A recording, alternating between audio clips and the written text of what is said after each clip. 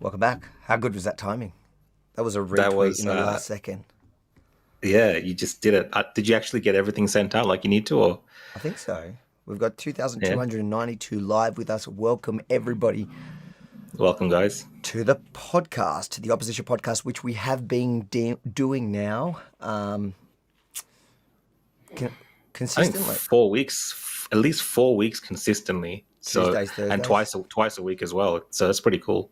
How does it feel to be consistent, something you're not used to?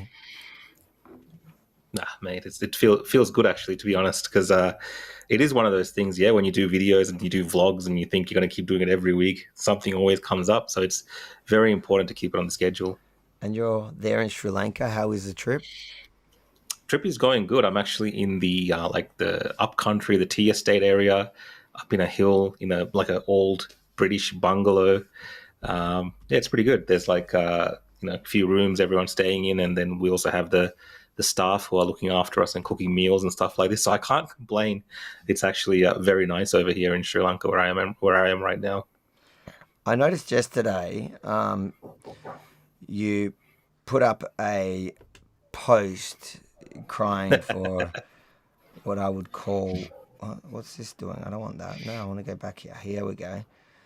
Why do you feel the need to post a photo of yourself in crutches in Sri Lanka? Like we're meant to feel sorry for Look, you. You're on holiday.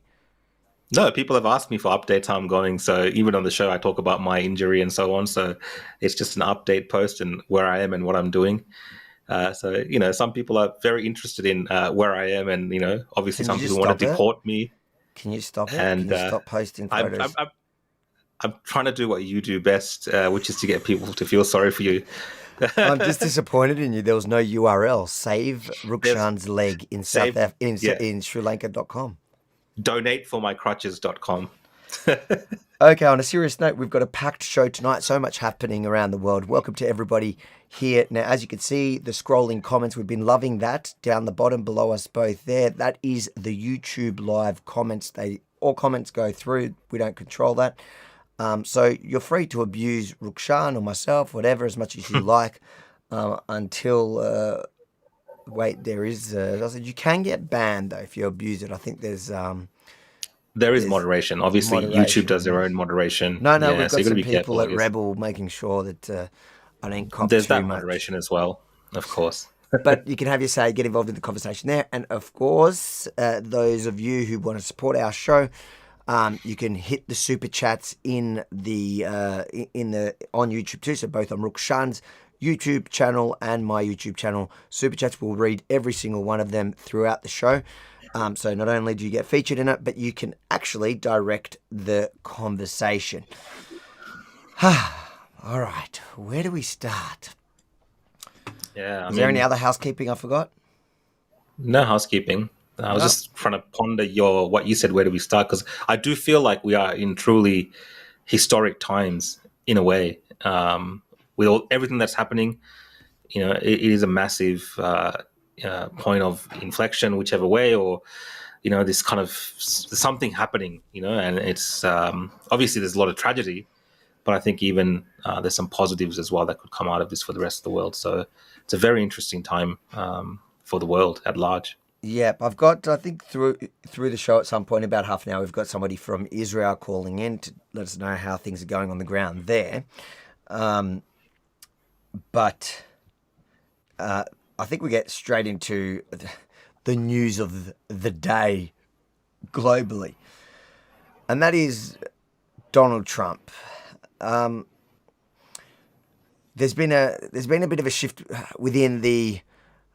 I don't know if it's a real shift. There have been those who are very upset, who claim to be part of the MAGA and claim to be Trump supporters, who say Trump is breaking all his promises. We're going into World War III now, and this is not what they voted for. So I think the first thing we should open this show with is, what has Trump's message been consistently? Because a lot of the people, and as we'll go through in the show, a lot of the people condemning him are the ones who have in fact changed their messages. Donald Trump hasn't. Let's watch Donald Trump, somebody's put together 16 minutes. We don't have to watch the full 16 minutes. I'll run it a bit faster. But this is Donald Trump in his own words over a long period of time. 2 administrations, I guess. Two administrations, long period of time. talking about this exact issue. That Iran have a nuclear weapon. You cannot let it happen because bad things will happen if that happens. But everybody stopped. They were ready to make a deal. We would have made a deal that was great for everybody. No nuclear weapons. You can't give them nuclear weapons. Now they're going to have a nuclear weapon. Don't let Iran have nuclear weapons. That's my only thing I have to tell you today. It's in the campaign. It's everywhere. Never had them, including Iran. They can't have a nuclear weapon. That's all. They can't have nuclear weapons. It's too destructive, too powerful. They can't have it. But I wanted to make a deal with them. No nuclear weapons. You can't have nuclear weapons. Nuclear weapons are the single greatest threat to this world, to the whole world. And Viktor Orban understands that, and some others do too. I just don't want them to have a nuclear weapon. And they weren't going to have one, and they cannot have a nuclear weapon. That was the only thing. The one thing I said, you cannot have. I just didn't want Iran to have a nuclear weapon. I said, we're going to make a great deal. Everybody's going to be happy. You're going to be rich as hell again. Everything's going to be great. Speed it but right you cannot up, have a nuclear weapon. You can't let Iran have nuclear weapons. Iran cannot have a nuclear weapon. Very simple. They cannot have a nuclear weapon. Instead, we have a very hostile country that wants nuclear weapons. Can't let that happen. The main thing is Iran can't have a nuclear weapon. That was my main thing. The deal was a simple deal. Iran can't have a nuclear, it can't have a missile, can't have a nuclear missile. It cannot have that nuclear capability. Iran should not have a nuclear weapon. They should have never been in a position where they could have had. If I were president, they wouldn't even be thinking about a nuclear weapon. And now they're months away from getting one because Biden doesn't have any idea what he's doing. He's grossly incompetent, and he has no idea. Iran should never be allowed to have a nuclear weapon, and Biden should never have allowed them to get this far. They can't have a nuclear weapon. It's very simple. They can't have a nuclear weapon. You cannot let Iran have a nuclear weapon. With Iran, Iran can't have a nuclear weapon. It's very simple. Hope we're going to be friendly, but they can't have a nuclear weapon. They can't have a nuclear weapon. And we were all set to make sure that they don't have a nuclear weapon because once they do, it's a whole different world. It's a whole different negotiation. I'm not looking to hurt them. I want them to be great. Let them be happy and good. But they can't have a nuclear weapon. And now they're very close to having one. And, it's very dangerous to the world. Very dangerous to the world. I mean, the biggest problem today, in my opinion, the biggest risk is the nuclear weapons. The weaponry is so powerful today. I want them to be a strong country. I just don't want them to have a nuclear weapon. It's very simple. Dangerous to be talking about impacting nuclear facilities? You can't let them have a nuclear weapon. You have to understand, I didn't want much. All I wanted is you can never have a nuclear weapon. I didn't want much. I wanted Iran to be very successful. I just don't want them to have a nuclear weapon. Right. Because that's the real threat. The real threat There's is global 16 war. minutes of that, and you can see that his consistent message, and this is what's important. Anybody who claims to be a Trump supporter, who have supported his message the whole time, cannot say that they didn't vote or support this, because this is exactly, and that's only a few minutes in, and I had it at 2 times speed. This is exactly what he's been saying for a long time now. Yeah, and he's expanded on that as well. Obviously, that's just getting the snippet of his thoughts on that, but he's delved deep into why they can't have a nuclear weapon and what he would do if that ever became the scenario. So it does feel, if you look at it from the perspective of Trump and his the views that he's very clearly articulated over a number of years now, and perhaps what Iran was up to, it does appear like they've crossed a red line in Trump's eyes, at least, and he's willing to now escalate it to such a point where we're seeing what's happening right now. So yes, a lot of the people that are running around saying like, oh, where did this come from, no new wars and all these kind of things, completely discount the fact that Trump has always maintained this particular line when it comes to Iran. So you have to kind of weigh those things up and put it into perspective. And it does appear from everything we've seen, Trump has been very consistent on this stance. So you can't just rule out his response to what Iran is doing or alleged to be doing. And there are people who will bring up things like, what was it? The Tulsi Gabbard, his DNI, Director of National Intelligence, has made comments regarding this and said, they don't think Iran is capable, or their assessments of the intelligence community, doesn't see Iran being capable of right now. But Trump today, when he was asked about that, he completely dismissed that. So, we can't, when we're arguing about this and, commentators talking about this, you have to look at the entire picture. And, as commentators, we're only privy to so much. It doesn't matter how high up you are and what contacts you have. The information that Donald Trump is getting, the information that, his intelligence officers are getting and, the people around him are getting is very different to what people are commentating on. And we have to kind of take him at his own word right now, as it is, at face value in terms of what he's saying. And then obviously people can judge him based on whether evidence, he can support that, whether, if he makes a decision that he can back that up. Obviously people will be the judge of that. But I don't think we can ever have that parity between what the President of the United States of America knows and what commentators on the internet and news people know. I don't think it's ever going to be equal because obviously they're privy to so much more information. And I think it's also important to note that recently the IAEA report came out, which did indicate that they were much closer to being able to obtain a nuclear weapon, that it was potentially imminent. And when you ask what a preemptive strike under international law is basically if you believe that there is an imminent threat. So compounding the two issues. So the international, what is it? The International Atomic Energy Agency, is that right? Energy Agency, yeah. So with them saying that they believe that because they're being lied to so much and they're being hidden, and there obviously are components to the nuclear program within Iran that they are hiding, and that they're very secretive about, that they believe that they are enriching, and it is very close to the time where they can weaponize it. And then on top of that, you have a country in which, days ago, there are massive rallies where they're chanting death to Israel, death to America. So with those two things, I think that it is fair to say that that is, at least in Israel's eyes, you can make the argument as an American that maybe not. I think you're probably a little bit short-sighted if you don't see how a nuclear jihadi state like Iran is not a threat to you, who believe that you are the big Satan and Israel is the little Satan. If you don't see how that's a threat to you, that's probably your own blindness. But at least in Israel's perspective, that is a real threat to their existence. Because the moment they have it, we know jihadis don't mind blowing themselves up. They're suicide bombers. And they may not, Israel, when you look at the land mass, is tiny in comparison to Iran, a giant. That's why so Israel knocks out most of even the ballistic missiles get shot down. But all it takes is 2 or 3 hits in every few hundred. That's what's happening. They're firing a couple of hundred at a time. And 2 or 3 land, and you see the kind of devastation in Israel that causes. So imagine there wasn't all the air defenses. And then on top of that, just imagine there was a nuclear head on one of those.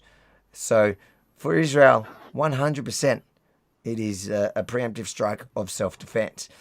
But people can argue about it. More importantly, but even on that, the way that I see, I've been following this very closely now, especially in trying to interpret what Donald Trump's been doing this with his messaging, because it can be quite confusing for people who are taking him very literally with his tweets and his posts. Because one day he's like, we're going to go for peace. The next day he's like, all right, we're going to bomb you. It's kind of this kind of two sides, right? The angel and Satan. Even within Trump himself, he's like kind of warning, and then other times he's trying to find peace. So it's very confusing, people who are trying to read into what he's saying. And I think a lot of that has been this kind of good cop, bad cop type scenario that a lot of people have mentioned, where Trump's kind of trying to play the good guy, maybe go for the peace talks, whereas Israel is going in with the attack and really putting it to the Iranian regime. But all of this tends to lead back to the fact that I think Trump's been aware and in control of everything that's been happening over the last few weeks. As these negotiations have been ongoing, I don't think he's liked the direction that the negotiations are going with the Iranians. You can tell that from the way he's kind of talked about it just briefly when he mentions the talks. And I think he's, not, I wouldn't say orchestrated, but he's been very, given the green light almost for these preemptive strikes to happen. Like people say, it happened without him knowing and all this kind of stuff. I don't buy into any of that nonsense. I think he's been in control the entire time. And a lot of this has been a negotiating tactic to put pressure on the Iranians to come to the negotiating table, which he's still doing today, even with the stuff that he said today. He's still trying to give them that little bit of breathing room to come to the negotiating table and actually do a deal which benefits Trump and the US administration and the world at large. I don't think he's playing Iran's games like they've been doing for the last, however many decades, where they've been taking people for a ride. I think this time he's really serious, and he's actually showing them, I'm actually very serious, and I can, really screw things up for you guys and your regime if you don't play ball with me. And he's not afraid to let Israel off the leash, let's put it in those terms, and then even come in later on and be heavy-handed on Iran himself, if that has to be, what needs to be done to take care of this issue. And, I think a lot of reasonable people around the world who look at Iran for what it is, which is a state sponsor of terrorism, a terrorist regime themselves, oppressing their own people.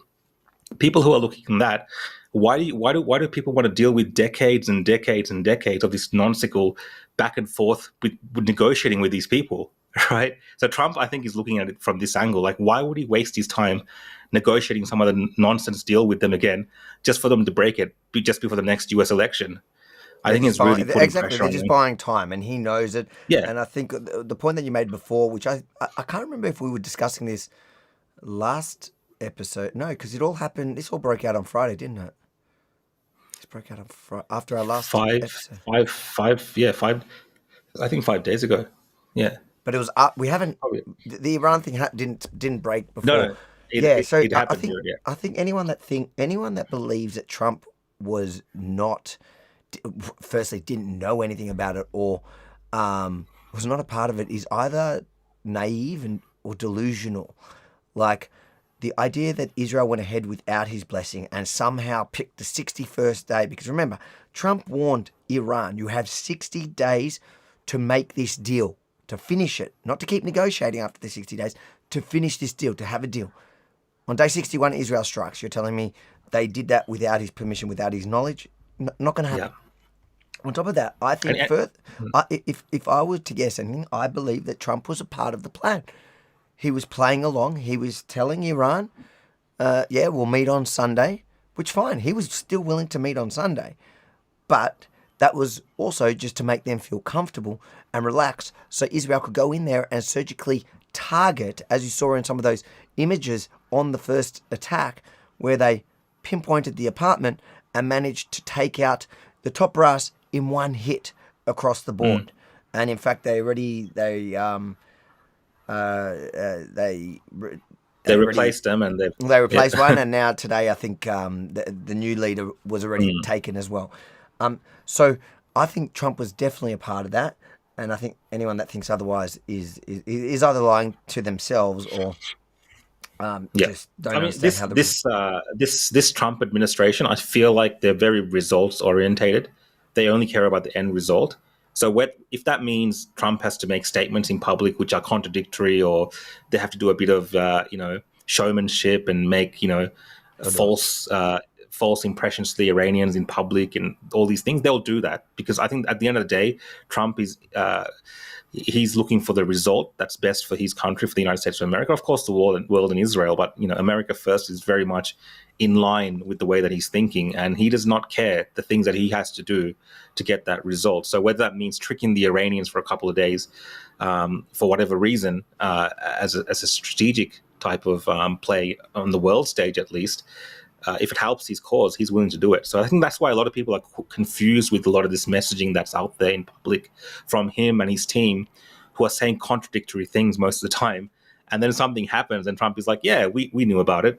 Yeah, we always, that was the plan. We had to do that, So when he talks, you should listen very carefully to he talks in the past tense about knowing these things and approving these things. It's very subtle, but he always kind of, takes it back to the fact that he was involved in some way in these decisions. I think to the viewers, I think to the 5,434 people tuned in tonight, and welcome everyone.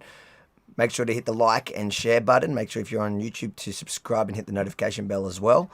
Get it out there. We're doing all these lives twice a week at least, but our channels are also doing additional lives. But welcome tonight. For the viewers out there watching this, like, my piece of advice when you're watching Trump's rhetoric, and I'm saying this to Trump supporters and Trump haters alike, because both of them go into meltdown, and even Trump supporters who are pro-Israel and Trump supporters who somehow are anti-Israel, they all go into meltdown alike. I say to them, when Trump, you got to watch Trump and understand what his rhetoric, what his game playing, and what you need to take seriously. What you need to take seriously is action. Every action is serious with him. Rhetoric is often, like what he said today when he left the G7, is, he warned the entire Tehran to evacuate. Does that mean America's going in to bomb the entire Tehran tonight? No. What's he trying to do? He's probably trying to cause chaos in Tehran, shake the regime a little bit, send the underground that's in Iran now, the people that have been protesting, the people that want to stand up and rise up against the Islamist government. He wants to empower them. He wants to cause chaos. He wants to, show support for Israel. I don't know. He's going to the war room. We don't know what it actually means. But reading into that and believing, I'm seeing condemnations. How dare you? There's civilians in Tehran. This is not the... Mate, chill. Same was to go with pro-Israel people who, weeks ago, and also anti-Israel people, the whole TikTok over the last couple of months have been reading into things Trump is saying, and they're going, Trump is turning on Israel, this.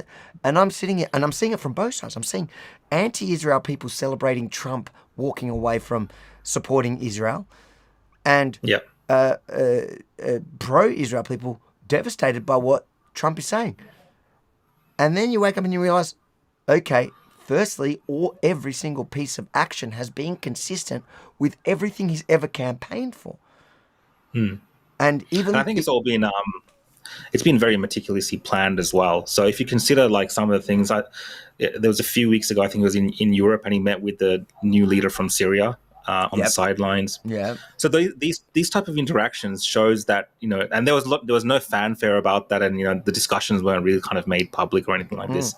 So a lot of these things now you're seeing, Syria's kind of opened up its airspace to Iranian jets. As far as is that am I correct? Yeah. Is that yeah? So they've opened up airspace. Well, whatever. Look, I don't think it means much because Israel's operating anyways. Doesn't mean much anyway. But they've publicly stated that. Okay. Sorry. I mean, it's very symbolic. Remember, this is the past leader of Al Qaeda, no friend of Israel. He's named Jolani, which is after the Golan Heights, which is what Syria always considered occupied Syrian territory, which Israel in no way ever is going to be giving that to Syria. So this is a guy that comes from a family that comes from that area. It's a big shift to turn around and say, we're allowing you, we're opening up the Syrian airspace for Israel to operate to fight Iran. Now, there's a reason for that. Syria has, the new Syrian regime has, there's no love lost between them and Iran. Iran was literally the backers, Hezbollah that butchered their people, butchered Jolani's, that's the war between the Sunnis and the Shia that's been going on since the beginning of Islam, or at least the Shia and Sunni split of Islam. So there's no love lost. They're happy for Israel to take on things, but for them to come, they didn't quietly do it. If you look at, Saudi Arabia and even the United Arab Emirates, which have now made peace and are very friendly to Israel, and that are gaining a lot out of Israel taking out Iran. They're celebrating quietly, but they put out public statements, a bit like America, distancing themselves from it, but they're secretly, for sure, helping Israel achieve its aims, because they also want to achieve those aims. They just don't want to broaden the war. And that's what I'm seeing here. That seems like such a great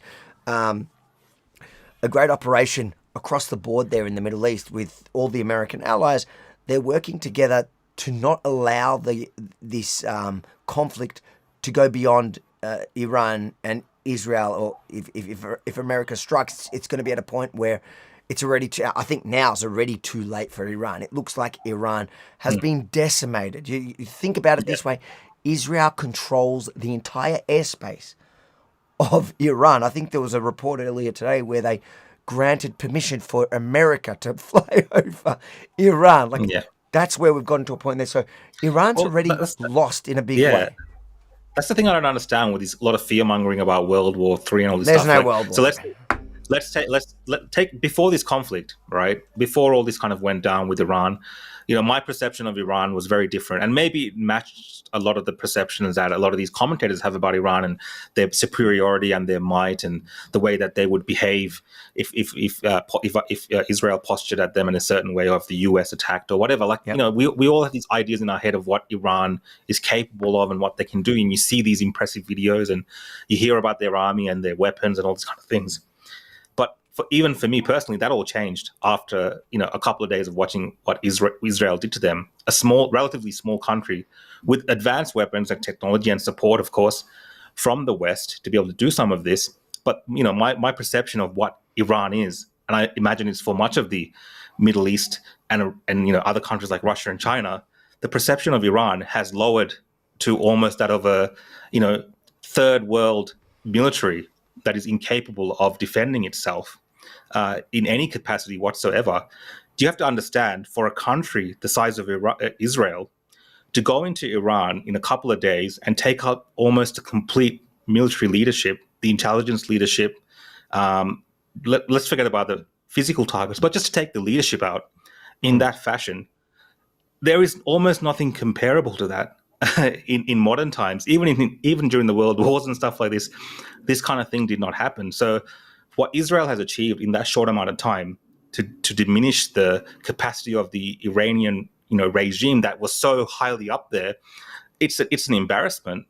Really, I'm just talking about from that sense, from the Iranian sense. And if you look at it's a complete embarrassment. And if you look at the other side of that, is what has Iran managed to do in return?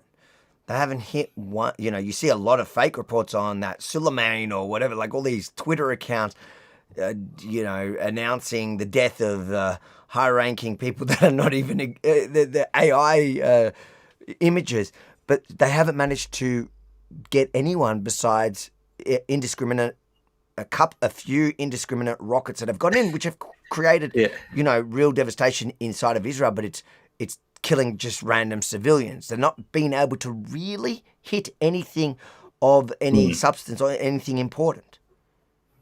Yeah, I knew the moment I realized the Iranian army was completely pathetic and just not capable in this particular scenario, and it's not World War III, is when their parliament and other officials in that country turned towards Pakistan as almost their savior.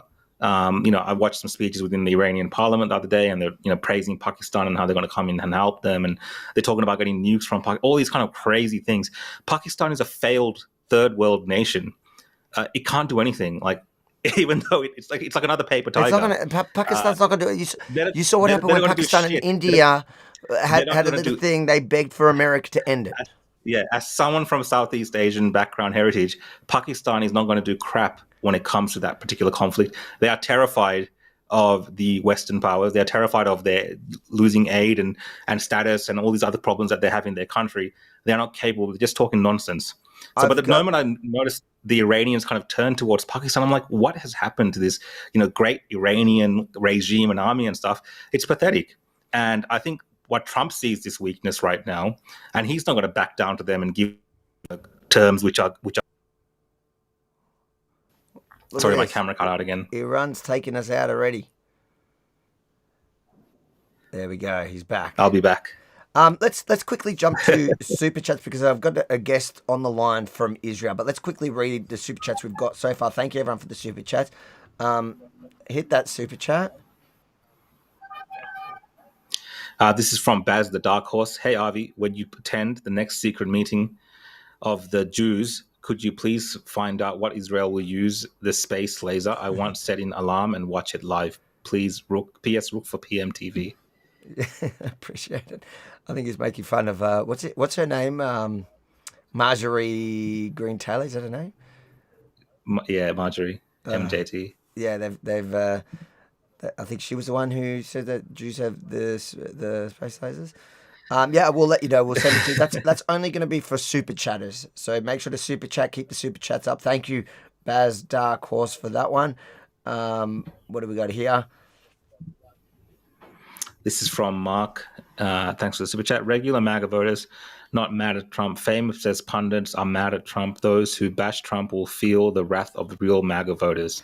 I agree, and we're going to get into that soon, a bit later in the show, where we break down a bit of that. And I agree with you, and we've been talking about this. The people that are attacking Trump, to be honest, either haven't been paying attention, been ignoring Trump's consistent record on this the whole time.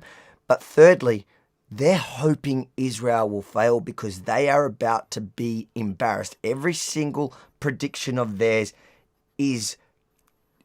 has been proven so wrong so far within this conflict. So I agree with you. That is my prediction as well in this one. Baz has another one. Sorry, Baz. Sorry for the typo, lads. Should have put my glasses on. Rook for PM. Thanks, mate. Yeah, thank you for the second super chat for that correction, but you didn't have to end with Rook for PM. I wouldn't vote for him. Guys, let us know if you'd vote for Rook Shan as PM in the YouTube comments.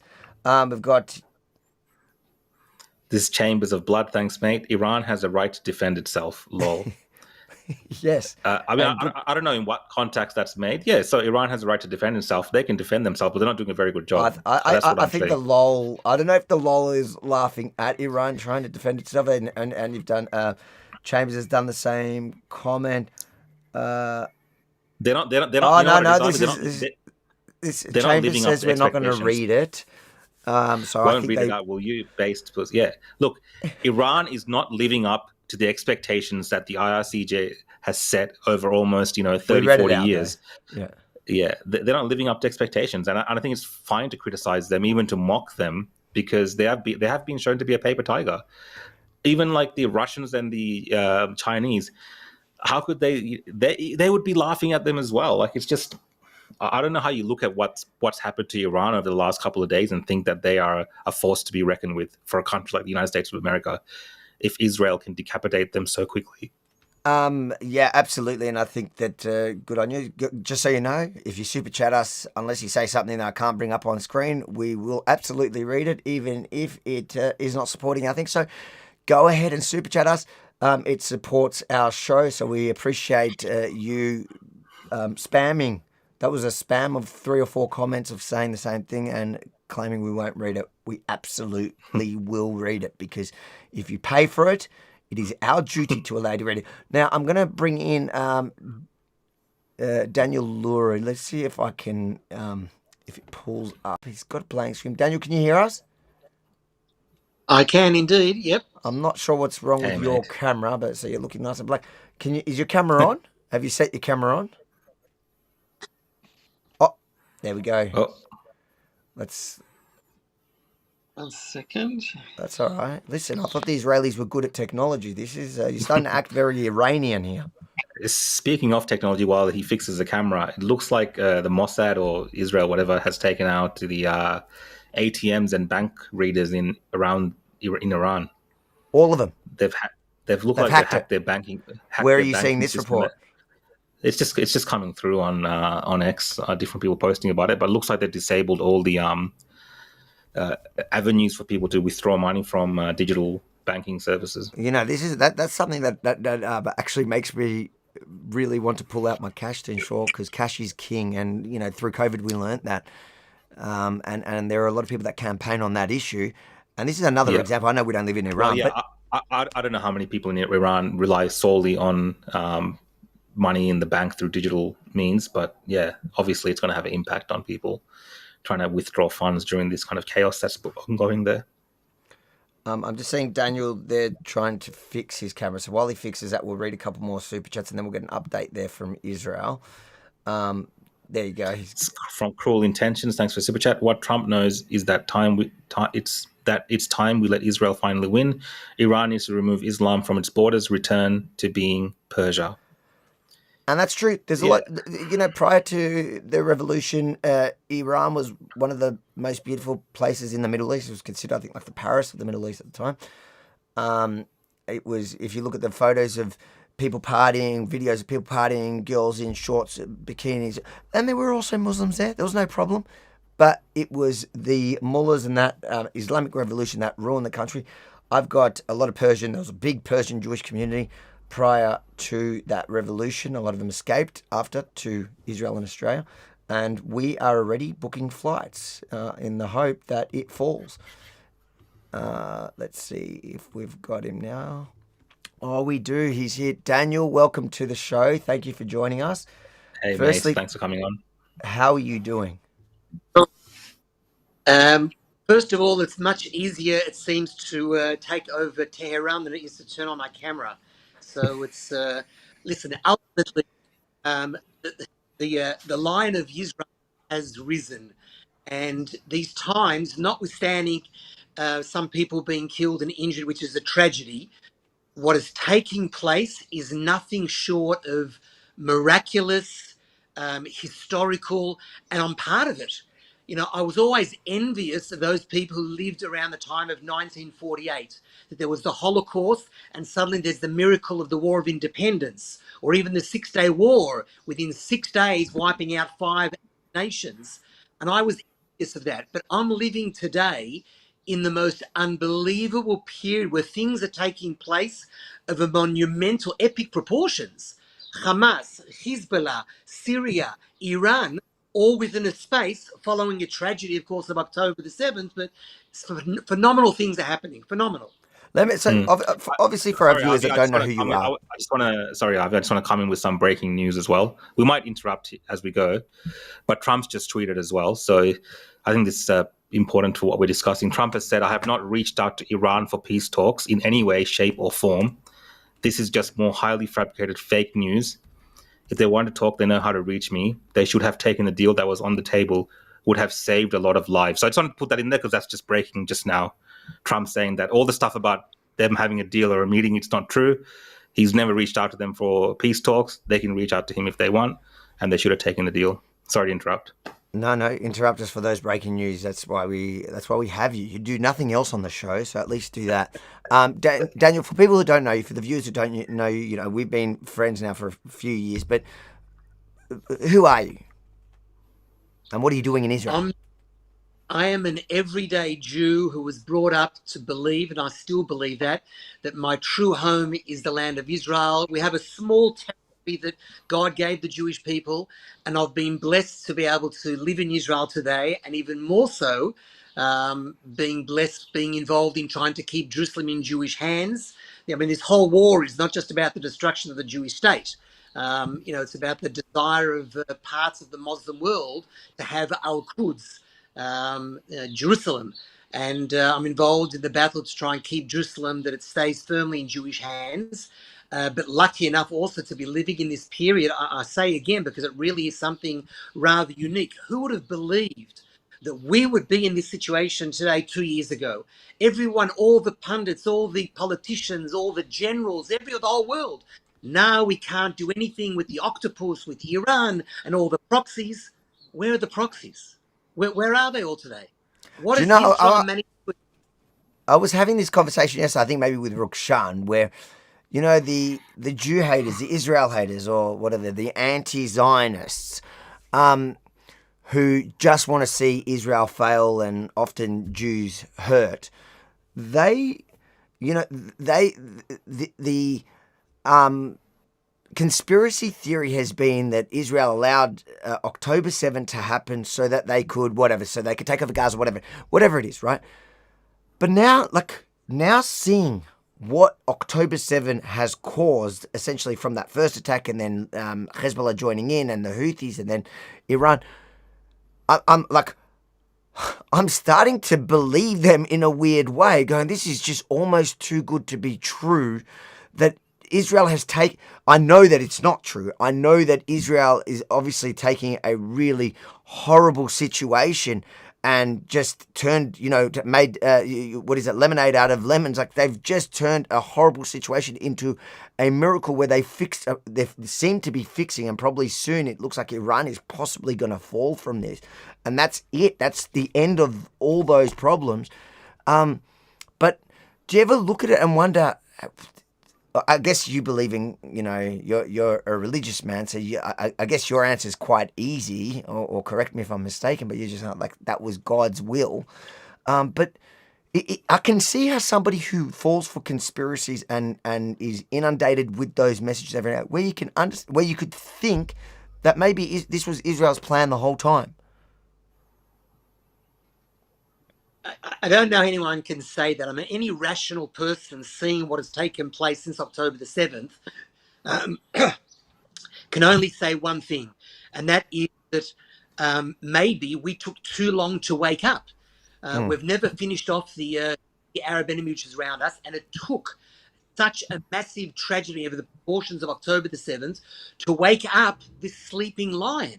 We should have acted a long time ago. We shouldn't be handing away tiny lands of Israel, not reading between the lines, not listening to what they were saying. They wanted to destroy the Jewish people. We handed away land. They wanted to destroy the Jewish people. They're getting weapons. They're building tunnels. They're not caring about their own people. They had one focus, and we didn't wake up. We needed, unfortunately, and I say it with, it's a tragedy. We needed, unfortunately, something like 7th of October to say, what the hell is going on here? This is no longer acceptable. We're fighting for our existence today, and we're doing something about it. And we have finally woken up to such an extent where the world is going to be writing about what we've done for years to come. Not just with the beepers. I mean, the beepers is a baby. Oh, now the beepers looks like nothing. The beepers No, look like a tiny operation in comparison to Iran. it's a 100% another I think ball that's an game. interesting counter argument, and I agree with you. That's, you know, I know you say no rational person can fall for the other narrative. Unfortunately, there are a lot of rational people falling for it because that is being pushed to people around the world, here in Australia, in Britain, everywhere, the entire Arab world, from all sides, from the extreme right, from the extreme left, from the, you know, or the majority of the 2 billion Muslims. Like, it is, and the communists. And so it's getting pushed from all directions that Israel set this up so that they can achieve what they're achieving. So, like, their own success is a self-fulfilling prophecy. So the only way that they'll believe it's not true is if Israel just goes and dies. But unfortunately, that's not happening for them. And your counter. It's not happening, and they're going to have to turn around and admit at some point very, very soon that this is what needs. By the way, Israel is not just fighting its own battle against Iran and the proxies. This is a much deeper battle over Muslim fundamentalism, about Western values, about Christian Judeo values. This is a much bigger, just going and destroying a nuclear there. This is a battle for the continuation of humanity. We're fighting for Europe, for America, and even if we have to do it alone, we will be alone, and we will be successful. I've got some more comments from Trump, so I'll just read. Where are you pulling it up? I could bring it up on screen. Is that? I'm just getting it here and there from X, but it's paraphrased. So pretty much, the pace of attacks will not slow down. On the question of American intervention, I hope the nuclear program is eliminated long before that. Trump says he's not too much in the mood to negotiate with Iran. He said, "I have no desire to negotiate with Iran. I expect nothing less than their complete surrender." So he's fully on like a. It's very funny. This is shutting up, isn't it, Daniel? All those, both Israel supporters and Israel haters alike. We were discussing this before you came on, that question Trump because of his rhetoric, and I believe Trump was playing a game. He was involved in the organization of these operations. He was full. You know, it's no thing that. He gave us 60 days, and on day 61, Israel striked whilst Trump was making them feel comfortable. Is Trump's behavior now? Because I know that there was a period there where there were people questioning Trump's loyalty and support for Israel. Has this now woken people up to what is really going on? Israel that question Trump, the few of them, and there aren't many, but the few that question Trump are usually the ones that are anti-Bibi no matter what.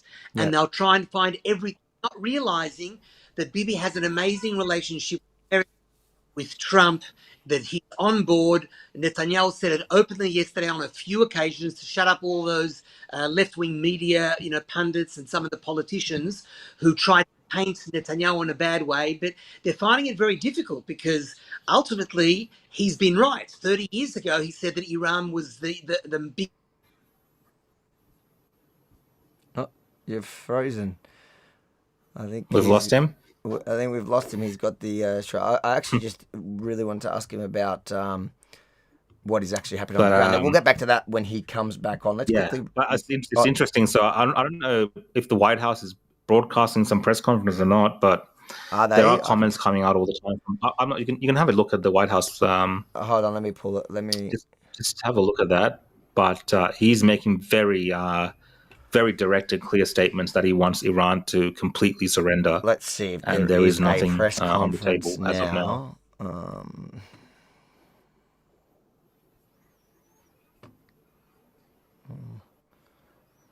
Let's pull up, see if there is a press Someone's asking if Australia is likely to get involved in this. So I'll just read some of the comments. People asking if Australia is likely to get involved in this. Well, I don't think so. I think a lot of people are running around saying, "Oh, we don't want to get, we're not going to get dragged into this." I'm not dying for Israel. All these kind of comments. I don't think no one's really asked for any of that kind of intervention or help. What do you think What do you think Australia's going to do for Israel? Like, be serious. Stop listening to nutcases on the internet. Yeah, Israel's kind of handled it pretty fine for the moment, and it looks like, if you looked at even yesterday or just when Trump made those comments in the morning, a lot of the American assets that were flown out the day before to bases around Europe and the Middle East, all of those assets activated, got closer in. Their alert levels have changed. And I don't think even, for anyone that's looking at this as some type of ground invasion into Iran, that's not on the cards whatsoever. I think they're really looking just to shut them down in terms of their ability to have any type of nuclear program, any type of weapons program. And I think a lot of that can be achieved just through bombing a lot of these sites. And in terms of regime change, I think the hope really is if you listen to Benjamin Netanyahu and he's kind of talks to the people, a lot of the hope around that is really just the people of Iran themselves take the lead on that. And I think it's more down that line. Not, I don't think it's comparable to like Iraq and all these things that people are comparing to. It's something totally, totally different. I don't see a press conference, so if you find one, send it to me. I'll bring it up. So, Daniel, just because you're in Israel, we're obviously a while away down under. How has it actually been to be there? You're around the Jerusalem area. How has it been on the ground? I hear from family, it's these rockets are nothing to laugh at. No, unfortunately, ballistic missiles, as we've even seen, can actually break through even the safe rooms if it lands close enough to a safe room. In general, that obviously has hardly ever happened. Because I'm in the Jerusalem area, in some ways we're a little bit better off than the Tel Aviv area because they're aiming for massive populations with the indiscriminate bombing of population centres. And they know that there's the Temple Mount, there's Arab neighbourhoods in Jerusalem, so they're keeping a little bit away maybe from Jerusalem as opposed to Tel Aviv, Holon, Bat Yam, Bnei Brak, and Haifa, where they know they can hit Jews left, right, and centre.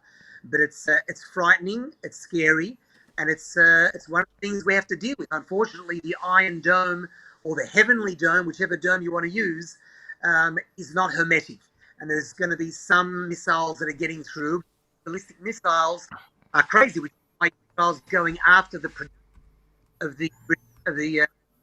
missiles, the production of them, and not just the nuclear sites. It's a lot more damage way beyond the sites themselves to not give them the ability to even have any missiles coming towards Israel. But, without a regime change, there's not going to really be anything that's going to be close to great unless that happens. With the same regime there that is death to Israel, death to the Satan, death to America, that has to change. It's not going to change by blowing up, different nuclear sites, and it's beyond that. Daniel, we'll let you go because your connection's a bit hard. It's going in and out. Really appreciate you tuning in today. I'll do a long form interview with you.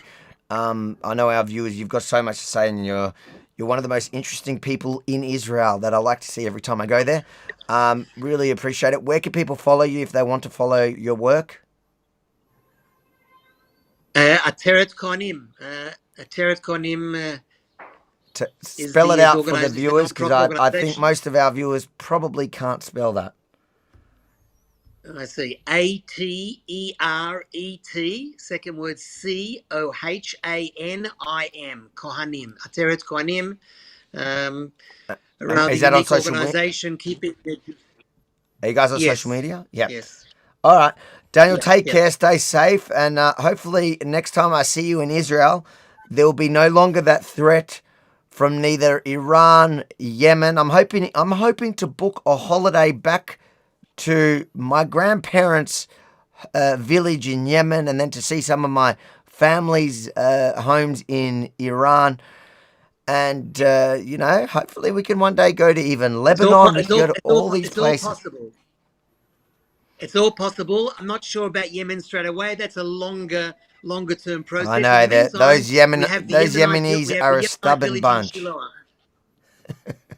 We have the Yemenite village in Shiloh in Jerusalem in the meantime. How's that? It sounds like a plan. All right, mate. Take care. Stay safe. All the best. Amen. Thanks, mate. I was going to say, I've just been reading comments, Avi, while you're doing that, and Yep.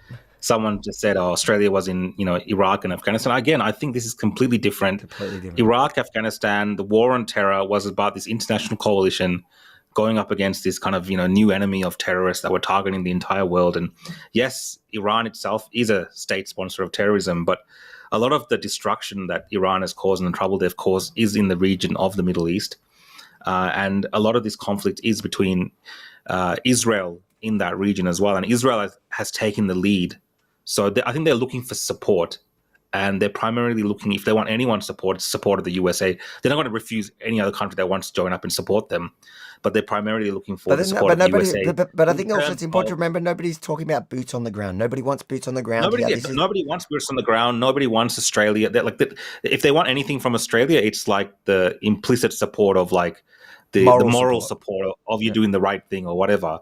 No one's asking for Australian troops in this instance because there's no idea of even sending in Israeli troops into Iran. So I think a lot of this kind of commentary around, not my war and all this kind of stuff, I don't think anyone's trying to make it, the world's war in that way. It is a US conflict because the US has always been heavily involved in that region. These nuclear talks, the country that really wants to stop them from having nuclear weapons, the US has been instrumental in not allowing, they're a part of not allowing these type of countries to have it. So, of course, they're going to be involved in this conflict in one way or another. Yep. And look, I think people that are looking at it from the Iraq, Afghanistan lens are looking at it wrong. There are a lot of differences. This is also not off the back of 9/11. And this is not a boot on the ground operation. There's also the difference here is you have they estimate 70 to 80% of the country support the old regime.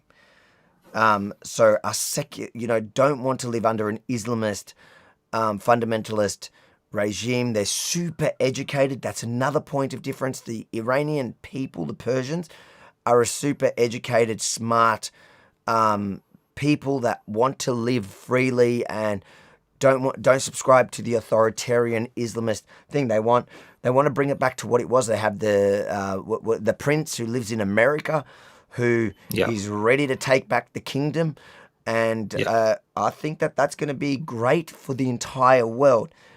But I agree with you. Nobody, who wants boots on the ground? Nobody wants a repeat of Iraq. That was the worst failure, and. Iraq, Afghanistan were initially successes. It's just they got bogged down in those countries. So it's a long drawn out wars. Americans, all these Western countries don't do well because it becomes about popularity in terms of elections and all these kind of issues. It's not a matter of Americans not being able to win a war if they wanted to by using all types of force and weapons and all these kind of things. But, they try to do it in a certain way. By bringing, democracy and all these kind of ideas and stuff. And it's a long drawn out process that doesn't always work out. In this instance, I don't think anyone's thinking about, bringing these things to Iran because there is that history of the revolution. The fact that at that time, Avi, a lot of people supported that, what happened in Iran during that time. But I think over time, people have obviously grown weary and tired of the regime. And there has been instances throughout Iran's history where people have tried to rise up. But a lot of the time, the West has, paid lip service to the regime and, kind of helped them get back on their feet. Of course, countries like China and Russia have been very instrumental in helping the Iranian regime. But even today, when you look at Iran, China and Russia, they have their own problems. Russia is bogged down in the Ukraine. I think Iran is far from their mind. They're already getting all their people out of the country. China, I think they want to be a global player. As many problems as they have with, America and all this kind of stuff in terms of tariffs and all this kind of nonsense, they're a part of the global world. They don't want to jeopardize that. And is it worth jeopardizing all of that for Iran when it could be just a regime change that the people really actually want? So all these things are at play. You can't really treat it like this world war scenario anymore because, like I said before, It's not a we've world war. seen This is what not going to be a world war. we've seen what the Iranians are capable of, and it's not much. On the ground, yes, troops on the ground in Iran against that massive army they have would be a bloodbath. I think everyone knows you wouldn't want to do that. But if you isolate them and you bomb them and you create the conditions to Destabilize them and eliminate let the people rise up. whatever, That's yeah, fine. exactly. Okay, there's actually a couple of super chats that talk to that point. Let's quickly hit them up and move on. It's from Wayne. Obama Biden policies are to blame.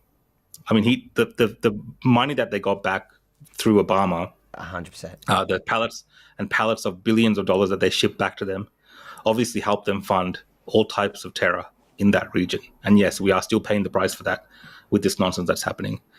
Brandon says, I think death to Iran. I think it's important to note, not Iran. It is the Islamist regime of Iran. I think the people of Iran are great people. I know a lot of Iranians here, both, secular Muslims. It's the problem is it's the Islamists. Iran is made up. When you talk to you can often differentiate between them when that depends how they identify. Like as Persians, when Persians are a rich, old nation with thousands of years of history, and they're beautiful, smart, good people. So the war is not with them. The war is with the Islamist ideology that actually is a colonizer and has colonized a bunch of the Middle East. Look at what they did in Lebanon. Look at what they did in Syria. Look at what they did, tried to do in Israel. These are, the evil in our society of today. And if we can get rid of them in a way that empowers the people, the good people of Iran to rise up, as they would say, inshallah. Like this Chambers comment. Of what? Lol, cheers, respect. Long live Persia. Yeah, and that's the point. That's what I was saying to you. When people call themselves Persian, they're generally anti the Islamist regime of Iran. From Alan, thanks for the super chat. Israeli PM Ben said he wasn't protecting Trump from being killed by Iran. What's that about? Israel so PM I think says, there was apparently is the threats on life on Trump by the Iranians during the lead up to the election. They wanted to take him out. Maybe this is why they wanted to take out Trump and have Kamala win instead. Because Trump's particular stance against Iran and wanting to scrap the deals. At the time, this Trump campaign, I think the who was it at the time? Was it not the FBI? Was it the FBI that came out and said that at least one of them they believed was organized by Iran? Links. There was some sort of links. Look, yeah. Of course, it's in Israel's interest to tie it to the Trump administration. Clearly, there is something to it. Trump isn't denying any of this stuff. He's agreeing with it.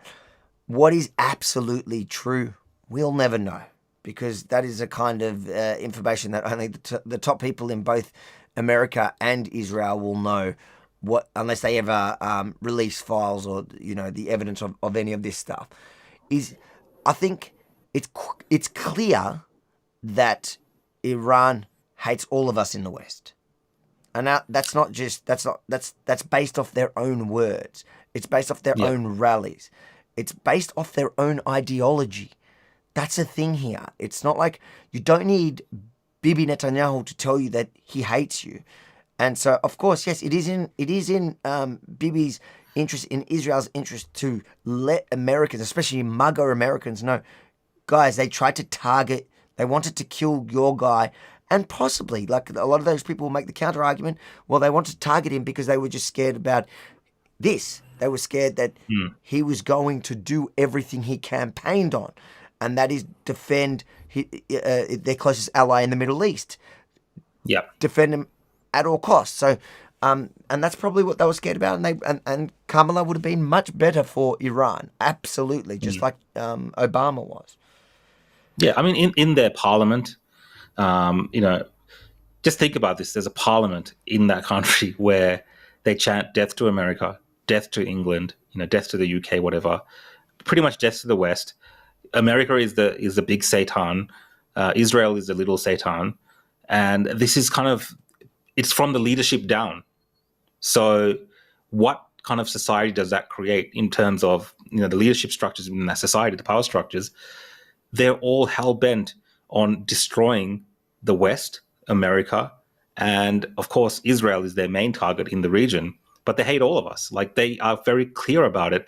And this kind of weird game that people play with words and what they really mean, and they don't really mean it in that way. It's just so sick to hear people in the West talking like this when there's actually people directly threatening your way of life in their parliament, burning your flag in the parliament house, whatever, in Iran, and doing all these things. And to turn around and be like, oh, well, you know, we don't need to worry about, of course you need to worry about these type of deranged individuals. And I think Trump is not, he's not in the business of appeasing these type of terrorist regimes and tyrants, especially if he's got the upper hand. And I think that's why you're seeing this strong messaging from him saying, I will not accept anything but Iran's complete surrender. So maybe he's hoping they still come and negotiate with him and really give him the terms that he wants. Or maybe he actually really means it. He does not care about anything else but them completely surrendering. And if that means the US has to drop a few bombs on some of their nuclear facilities, he might even end up doing that. I mean, I think he's just sick of the whole thing. Look, And I do hope. Look, I think the most important thing, my end goal would be, the thing that I want most in this situation, is for the regime to fall and for the Iranian people to rise up and take it back, and go back to how life was prior to the Islamic Revolution. How we get there, I would prefer if Israel manages to do it alone. When I say alone, as in without military intervention at all from America, because I want to be able to stand at the end of it and go, every single one of you were wrong, and not only were you wrong that Israel couldn't do it themselves, you were wrong that Israel just wanted to drag America into it. But the next best option is America getting involved on that level of helping with some of the bombing raids, campaigns, whatever it is. Of course, I don't want to see any boots on the ground. I don't want to see any boots on the ground in Iran. Besides for obviously what there is from Israel at the moment. We know that Mossad is operating heavily in Iran on the ground. So they have boots, some sort of boots on the ground, to quite an extensive level when it comes to intelligence agencies. We know that they built a drone base inside of Iran that they've been operating now for years. Did you know that? Did you hear about that? yeah, It's like, yeah. I mean, that's what I mean. It's something you see in a movie. So there are going to be the people that are discounting what I think, you know, I get a lot of the hate. I understand the hate against Israel and all these kind of views that people have, and it's very kind of polarizing for people, and they have views about Palestine and Gaza. But if you just look at the army and, you know, Mossad or whatever, whoever's operating within the enemy territory, building our drone factories, the type of planning and intelligence required to do that, and then to successfully launch those operations and kill generals in that country, it is like next level things. It's stuff you see in movies like Mission Impossible or something like this. Yeah. And I'm not saying the other countries aren't doing things like this, like the Americans and the Russians. We've seen similar operations, but the level of sophistication in these operations is next level. And I think the Iranians are completely being bamboozled. They're pulling over trucks on highways. They're trying to find out where these drones are coming from. You know, they're hanging ex-Mossad agents that they've had in their jails as retaliation. So they've been completely bamboozled, again, completely embarrassed. It is a textbook definition of like a successful operation, at least for the first couple of days. If you want to surprise your enemy and take a preemptive strike, I can't think of a more successful type of operation between land, in terms of on the boots on ground intelligence officers, plus the military strikes at the same time. I mean, it is quite remarkable. And I think that story is yet to be fully told once we know all the details of it, like the Bieber thing. Yeah. And again, I'm not celebrating war and all these kind of things. I'm just saying, for someone who's looking at it from a strategic military type victory, it's very impressive. It's just the truth. You know what? This is October 7. On October 7, Israel lost a lot of the kind of respect that they had gained over the many years of sophisticated warfare, especially when it came to intelligence. It was a massive intelligence failure, and I think the entire Arab world, but the whole world, and many of their enemies suddenly thought Israel was weak. What they, I think, miscalculated there is that they were weak in Gaza because they didn't take the threat of Hamas seriously. They just thought they were a bunch of, cave-dwelling, tunnel digging, backwards Houthis. They thought of them as like cavemen. And that was Israel's massive intelligence failure there. I know a lot of people make the argument, well, if the Mossad can do that in Lebanon, they can do that in Iran. Why couldn't they do that in Gaza? I saw that on Piers Morgan, that whole debate that clown had with the foreign not the foreign minister. I can't remember what he was. Danny Danon. But it's like Mossad doesn't operate in Gaza. Mossad operates outside of Israel and outside of Israel and the territory. So Israel proper and the territory. So that includes Gaza. But it was a massive military failure, and I think the Beeper thing brought back a bit of that, or a lot of that, kavod,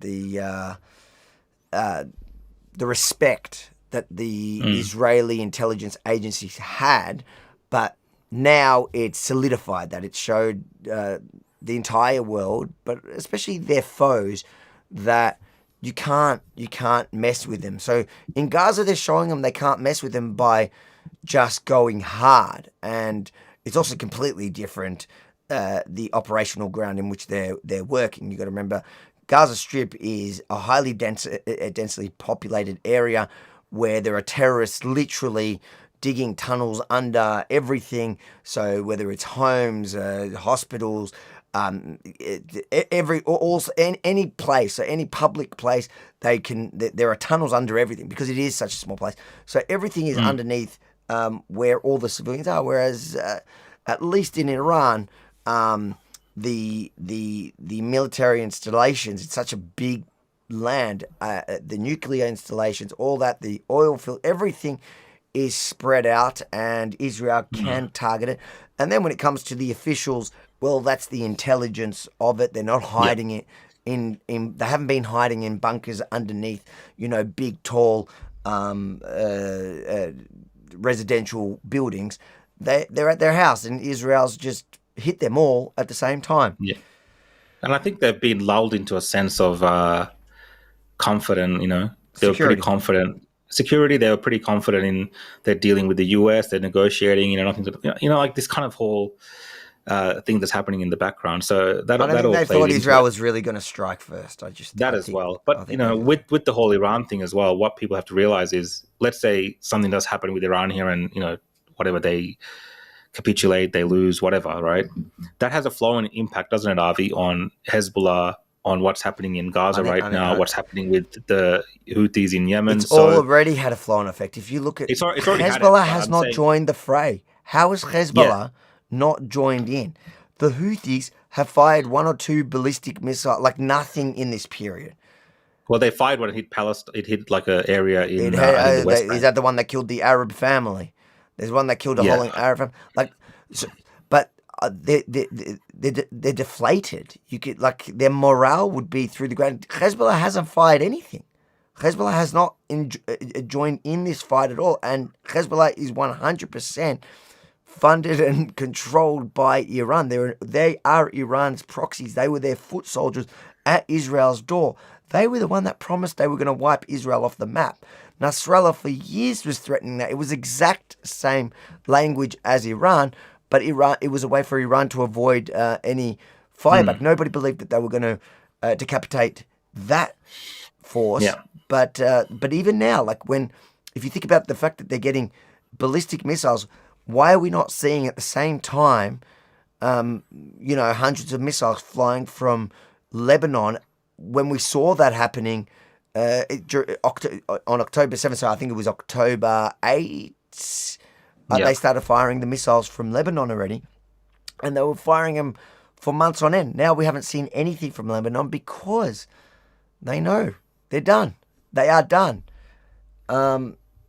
Okay, let's quickly smash through some of these super chats so we can go on to the other things we've got lined up. This is from Tom. Thanks, mate. Is there truth to that Tucker bought by the Qatari?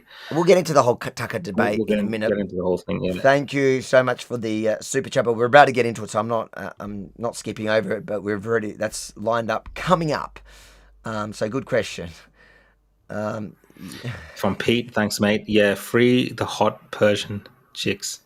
I think he was talking about when I said they were wearing mini skirts before the revolution. They are a very decent-looking population. Are we allowed to say that, or is that offensive to the Sri I think Lankans? it's okay to say. Thank you, Jimmy, for the super chat. No comment, but really appreciate your support. Thank you for all the super chats, guys. Thanks, mate. Oh, you got to read this one, Rukshan. This one says Rukshan Fernando for PM. Brandis Lewis Long, who I feel like just copied this into Translate. Yeah, do you reckon that's what they did? בדרך אחד יצאנו ושווה דרכים. I'm not great at reading Hebrew, to be fair. Let me pull it up. Let me actually. I know in one way we came out at Baderech Echad. In one way we went out. Let me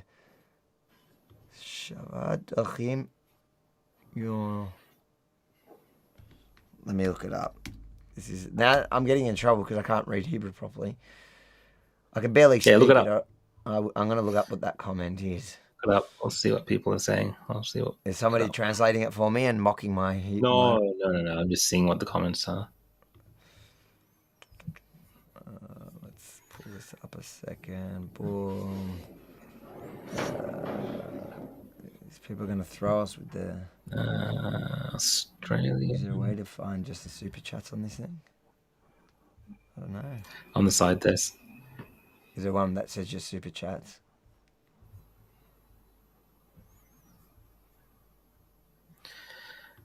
Oh, yeah.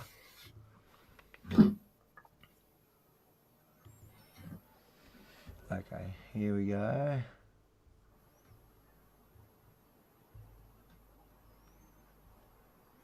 No, we just need to get Brandon to do another super chat with the English translation. For the English translation, it says... yes, wasting our time. בדרך אחד יצאנו, we went out in one way, ושווה...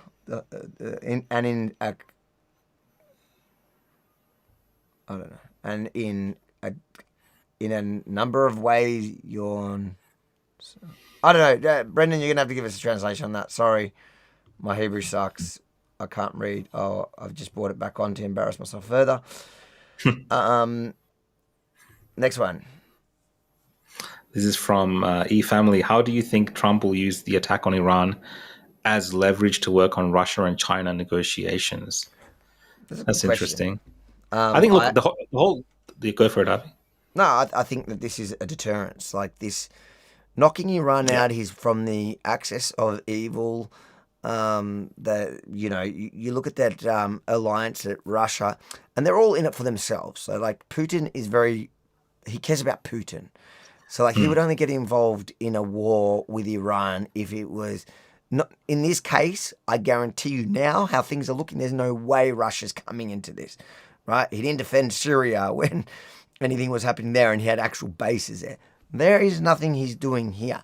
If it wasn't looking the way it looked now, and this could have been like a Cold War scenario, maybe that would have been a situation where Russia and China in a Cold War kind of way would have joined in. They're not joining in. I think this is great for America, and especially if Israel does it on its own, just with American support and moral support from their allies, including Australia, which is supposed to be an ally, but hasn't been acting as such since the Albanese return. And it's a deterrence to them, to Russia, to China, to North Korea, to go, mate, one of your best mates just got knocked out so easily, and these are our friends. Like it's just like about having strong friends. I think it is a massive deterrent. I think just America's posturing and their position within the world as a superpower obviously elevates if this, Iran thing goes a certain way and they're defeated or knocked out, or, America has a victory here in terms of getting what they want with Iran in this manner. I think it really puts everyone else on notice. You're also seeing Trump, which we'll talk about later at the G7, when he talks about Putin and Xi, he's got the measure of those individuals. Whatever you think of those relationships, there is somewhat of a mutual respect between those leaders for Trump. And I think they know Trump is not kidding around. So this further just reinforces Trump. And, his relationship with Putin, especially that he touched on at the G7, and he kind of belittled the other world leaders for not being able to have that type of relationship. We'll watch that in a minute, yeah. We'll watch that in a minute. So I think all those things come into play. We're not living in a time where Putin or Xi will try to go behind Trump's back and, we're going to jump in and send warplanes to Iran and things like this. I don't think this is how it works, because they also need to negotiate with Trump on other matters. They need to have Trump on their side in a way. I know people might not like hearing me say that, but they need kind of Trump on their side when it comes to negotiating whatever peace that happens in the Ukraine between Russia. And, when it comes to China, trade is a massive bit of leverage that Trump has over the Chinese. Even though they try to pretend that it doesn't matter, he's using that very effectively. So I think Trump is the man for this type of what's happening right now. If it was any other president, they might have gotten bamboozled themselves and really left Israel out to dry, or, hung them out to dry, or whatever. But I think Trump is the perfect president. Yeah, they would have hung them out to dry. And Israel would have had a tough decision if it got to a point where Israel actually believed the nuclear, that they were close to obtaining a nuclear weapon. Israel would have had to make a decision whether to just go against any American administration or just do it unilaterally, just go for it and deal with the consequences after, against an American president's wishes. In this case, I think he is the man, and he is stepping up to the challenge of the time, even when so many loud voices in his camp are trying to deter him. But he knows do not bet against Trump on this stuff. Do not bet against Trump, and he's gonna come out. And you can see, all the world leaders, and you see, we're gonna get into the G7 in a minute. You see, they're not betting against him either. They're all sucking up to him, even when he's mocking them to their faces. Yeah, I mean, they look like little schoolboys next to him, to be completely honest. And you are talking about countries like France and the UK going back, 50, 60 years, were the preeminent world leaders when it came to these type of complex issues in the world. They would take the stage. Now, Trump's gone there. And I don't know, again, jumping ahead of Harvey, but it's quite interesting. Maybe we just jump to the G7 stuff. I don't know what you got lined up. That's the next thing. Let's just get rid of finish these super chats, and we'll jump to the G7. Cruel Intention says, did you see AOC had a cry over US rearming the Iron Dome, voting Congress? Western liberals are demented. Oz Labour too. Yes, she was at an event recently, yelling Free Palestine and obviously admonishing the Israelis for what they're doing at the moment. Mate, as well. But it's the wokies that are most triggered by it. It's the woke left, the woke right. They are triggered by any support of what they'll call Zionists or Jews or Israel, whatever.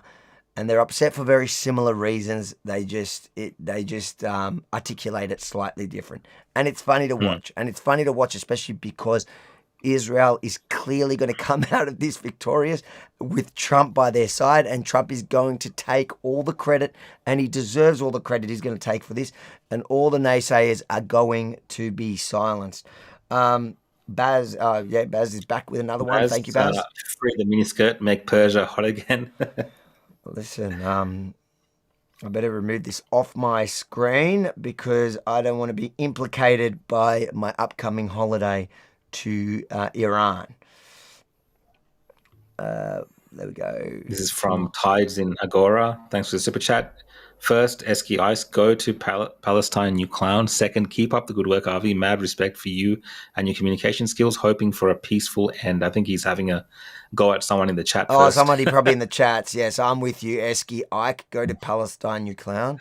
I'm assuming. I'm totally backing this because of the kind words you had to say to me. No, I really appreciate your support. Appreciate your super chat as well. All the super chats, guys. It's part of what helps allow our channel, help fund our channel. So really, but also just sharing it. So we've got over 10,000 tonight already. I've got a breaking tweet from the Israeli defense minister as well. Yep. Who warns that Khamenei could face a similar fate to Iraqi Saddam Hussein. Remember what happened to the dictator in the neighboring country of Iran who took this path against Israel. So I just thought I'd put that out there. It's interesting because that's what also those Israel haters love to point to, because back in it was probably, was it the 90s, where a young Bibi was warning about Iraq and and they say, see, they've already been here before. It's the same thing. He's just repeating. He wants us to fight his wars. And I can see how somebody who doesn't actually understand anything of the history would look at that and go, oh yeah, this does look similar.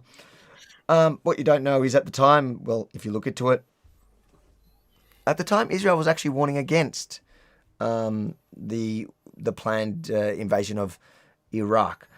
But Israel has been warning about Iran for a long time, and I think that like one of the super chats we had before, I think the Obama administration was a big part in kind of boosting and bolstering the Iranian regime, the Islamist regime in Iran, to where we've gotten now. And it has been failures by successive US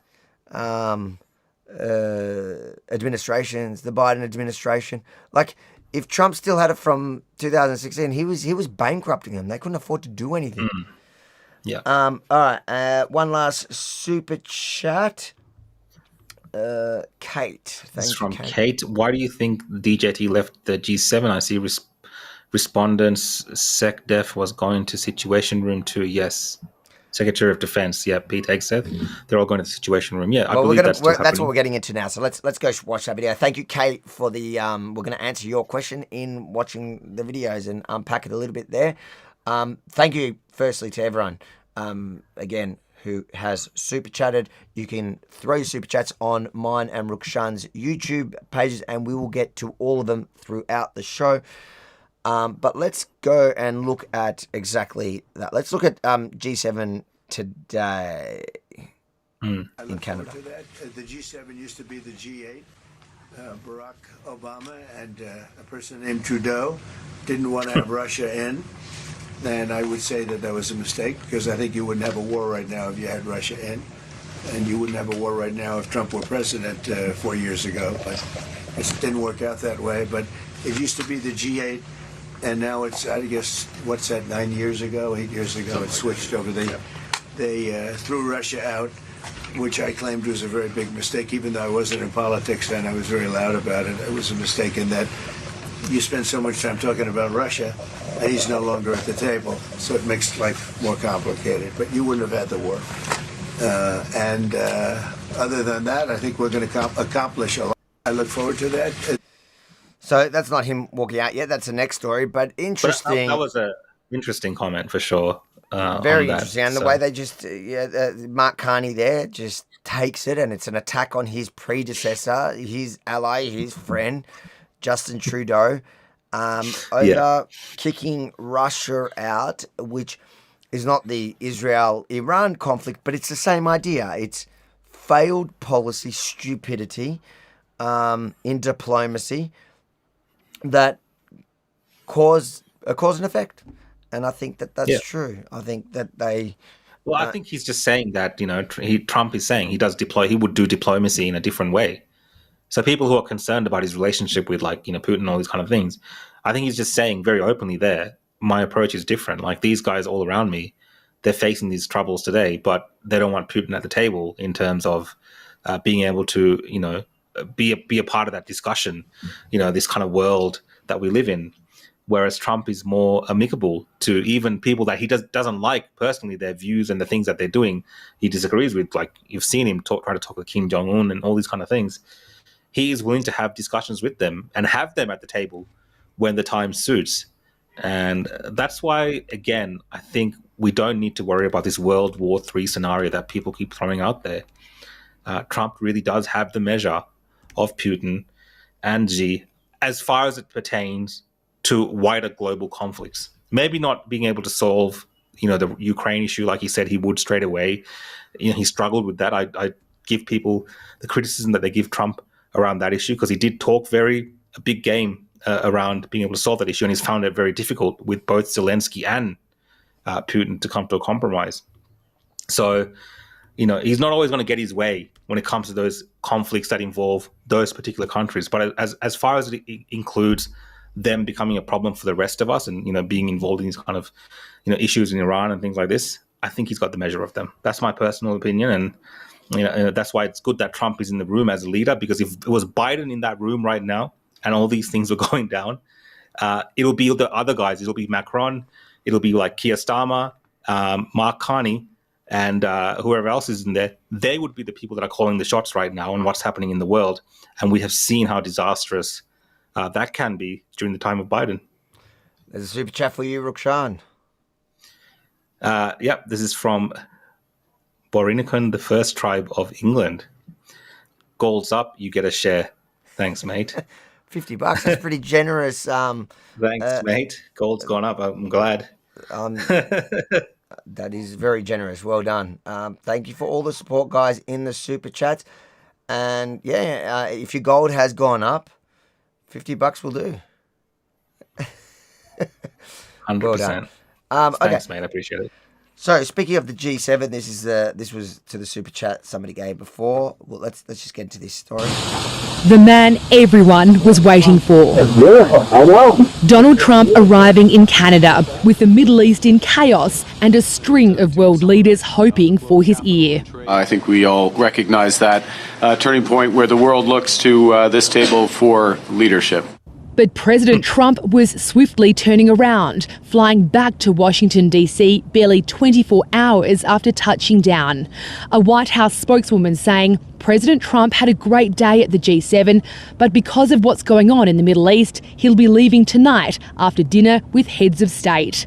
Moments before the news broke, Prime Minister Anthony Albanese was none the wiser. I've engaged as much as possible because I think that I have a great responsibility. I take that responsibility seriously, and I look forward to tomorrow's meeting. The Prime Minister had been planning to raise the AUKUS submarine pact and tariffs while managing expectations about any outcome. I don't think it would be reasonable to expect that you would have a complete change and a complete resolution. Any resolution now is even further away. There's no sugarcoating it. This is a lost opportunity for the Prime Minister. While this turn of events is outside of his control, it's now been 7 months since the President was elected and still no face-to-face meeting. This is essentially the American president needing to deal with what is obviously playing out in the world today. We shouldn't be reading more into it than that. It should not be left for Australia to just seek meetings as important as this on the sidelines of an international summit. This is sorry about that. Despite the disappointment, the Prime Minister's drawing hope from this exchange with President Trump and UK Prime Minister Keir Starmer on AUKUS. Yep, we're proceeding with that. It's a really important deal to both of us. We're very long-time partners and allies and friends, and we've become friends in a short period of time. It was very positive, and I've seen the comments that were made. The Prime Minister treading carefully through tricky terrain. Jane Norman, ABC News. What was that B-roll? Did you see What that was the B-roll? I just missed it. Look at this B-roll. This is the ABC having a go at our beloved Prime Minister. And I have seen the comments that were made. The Prime Minister treading carefully through tricky terrain. Like Jane Norman, ABC News. Because they're in Canada? Is that what that's supposed to... Yeah, they're in Canada, that's right. But well, why this is the thing, right? So if I touch on Australia, Ravi, like, I don't think Australia is even in the G7. So obviously Albo's gone there, especially on the sidelines, to try to get this meeting with Trump. Yeah. While Trump's kind of forced to go to the G7, it's something that he's got an obligation to attend, I guess. So he's going to be there definitely. And Albo's trying to kind of, Almost, it's almost like trying to meet a girl at some other party that you weren't invited to, right? That's what Albo is doing. And he set up the date and everything, and he's tried his best. And then now something's come up, obviously, and Trump's gone, and Albo's left there waiting all alone. And it's hilarious in a way, but it does show you Australia's standing with the US, I think, is very low. That Trump would attend a dinner and then just leave. He did it. I don't even know if he made an attempt to actually talk to Albanese. We didn't hear anything like that. It must have been Albo teams in thought the meeting was on. communicating. 5 minutes before he announced he's out, Albo, and the idea that Trump didn't have time to spend a few minutes with him, maybe, who knows what was going on, but he's had plenty of time to tweet back and forth. But you make a good point. It's not like, why doesn't Albo just go to Washington to meet him? Why does he keep going to these parties he's not invited to? Yeah, well, I don't know. I don't know if they've tried it, and it's not really lined up with the Trump administration for that to happen. I don't know how hard they've made it. I'm guessing they've made suggestions to visit Donald Trump, and it just hasn't lined up, I'm guessing. Super chat from Cruel. I would pay good money to read the profile report Trump was given on Albo. 100%. I mean, can you imagine them? They would have gone to Trump and be like, "All right, sir, you can no longer meet the Australian Prime Minister Albanese, whatever." He'd be like, "Who? What? I don't care. Just tell him I'll, whatever." It would have been like. You remember he said he likes Albo. He likes Albo. Again, he's just talk. I think even there, he's just talking crap. He has no idea. He does not care. And if Dutton would have won, he would have gone. He would have said the same thing. He would have gone, "Oh, Dutton's a great guy. Well done." But I think Dutton would have had more luck in organising a trip to Washington to meet the president. Is my speculation on that. But on that G7, so do you have the clip of Trump leaving G7? Was that not in there? It was not in there. Well, I think he made some comments when he was leaving, and he said that he's got to head back. He's got some important things to take care of. And then Emmanuel Macron jumped in later on to the press and said, find the tweet that Trump made about Emmanuel Macron. We'll read that tweet out. It's pretty funny. Because Macron jumped in later on to the press and said, Trump went to negotiate to make a peace deal or something, which Trump took great offense to, because I don't think that's what he was doing whatsoever when he left. So as someone asked before, Trump was heading back to Washington to go to the Situation Room with the defense minister and a few other people, I'm guessing, again, on what they're planning to do in Iran. Was it a tweet or a... It was a tweet. Just type in Trump, Emmanuel Macron. Trump, Macron. It was a Truth Social post. Yeah, that's what I was asking. Media, let's see. You type in Trump, Macron, it's the first one that comes out. I can read it. You got it? Yeah. And all of this, Avi would have put in the context of he was just like, with these guys being very kind of cordial and stuff. And now he's left. And he's written, publicity-seeking President Emmanuel Macron of France. So he's giving him a name at the start. Mistakenly said that I left the G7 summit in Canada to go back to DC to work on a ceasefire between Israel and Iran. Wrong. He has no idea why I'm now on my way to Washington, but it certainly has nothing to do with ceasefire. Much bigger than that. Whether purposely or not, Emmanuel always gets it wrong. Stay tuned. So, I mean, and now we've heard Trump's comments recently where he said he wants nothing short of a surrender from Iran. So whatever they're planning in the Situation Room, it has to be something big, because it can't be just them planning a meeting with Iran. Like, you wouldn't go to the Situation Room for that. So they're working on something. There's going to be something in the next 24, 48 hours, even less. That's going to happen there. There's something going on. And the fact that he left in a hurry like that, I think is beyond his trolling. That's also a power play, right? So he's literally telling the G7 people, like, I am the de facto... I'm doing something more important than you now. I'm the de facto leader of the world. All of you guys are nothing compared to what I'm doing right now. See you later. Have your little meeting. I'm heading back to do some real work. Talk about whatever climate change and other nonsense you want to talk about here. I got real issues to solve. Hobby Laz G. I don't know if you're trolling or not. I don't think you are. I don't know. Maybe you are. I don't know. But appreciate the super chat, but I think it might get us banned from the channel, so I'm not going to put it up. But appreciate the super chat. Bitcoin is king, and then saying something about Islam, but I don't think I put it up. But I appreciate the chat. Here's another super chat. This is from Andy. Thanks for the super chat, mate. Trump doesn't want to meet with a weak and woke prime minister named Albanese. I think he just can't be bothered. I reckon he's way more keen in being, in the action, making real changes. What's he going to get out of a meeting with Albanese? Yeah, and I think the stuff that Australia, the stuff that Australia is worried about is not. I don't think it's like a big deal. I think it's something that they can just sort out in the back channels. Yeah. But obviously in Australia, they're making a big deal of it. And there's a lot of pressure on Albanese to meet Trump and show that he's an effective leader that Trump respects and all these, they're groveling before Trump pretty much. I don't think the actual issues, even though people make it into a big deal, you don't need a meeting between Trump and Albanese to fix those issues. I think in the back channels, between the relationship that Australia has historically with the United States of America, you'd be able to. Something like AUKUS, they can sort those things out. Whatever it is, the tariffs, they can sort out.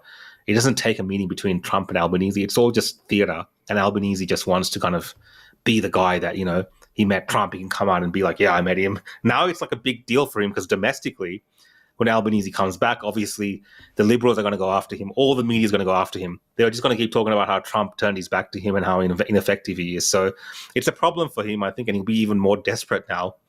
So much more desperate to meet Trump now. It's just pathetic. One more super chat. This is from the. I need to know how to pronounce that. Bornision, First Tribes of England. You looked sad, mate. Oh, I think it's talking to me because you got the 50. I like this First Tribe of England. This should have been the predominant tribe of England that took England. 100%. Appreciate the super chat. You've made me happy inside and out. now Rukshan's sad. No, really appreciate all the super chats, guys. There's a bunch of Hebrew ones, which I think are like, because I'm actually pulling them up. I found a way to actually copy them, so I don't have to break my teeth trying to work out what they're actually saying. And I think they're all like sexual innuendo to me. So I've just got to. I don't want to even put it on the screen because it's like, Daddy, show us your juicy. Like this is like, no, I'm not. Don't put up the Hebrew stuff, please. No, I think the Hebrew stuff is all just people using Google Translate. All right, pretty funny. But keep up the super chats even if you want to. I get to see them, all right? If that's what you want. Yeah. But I'm not bringing them up on screen.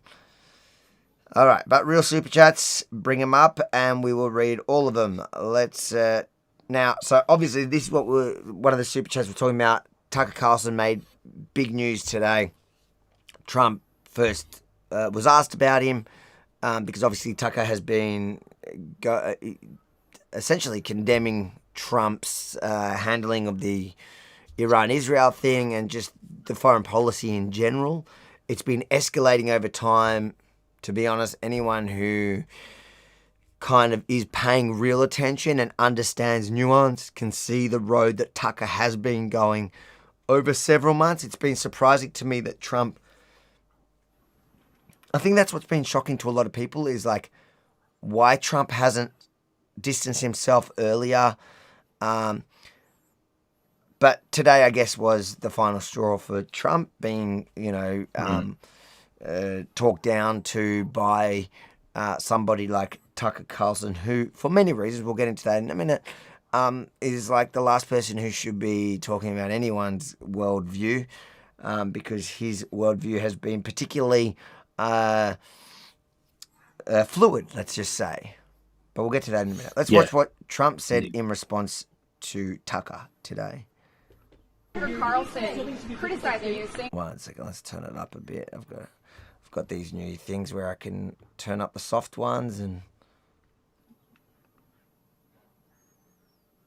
Tucker Carlson criticizing you, saying that you were complicit in the war. I don't know what Tucker Carlson is saying. Let him go get a television network and say it so that people listen. And quickly, have you spoken to Zelensky?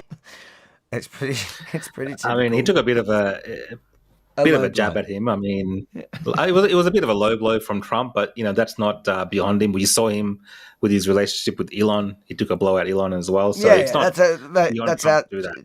Attack Trump, he's going to come back at you like that. And then he came back with another one following up on Truth Social where he wrote, "Somebody please explain to kooky Tucker Carlson that Iran cannot have a nuclear weapon."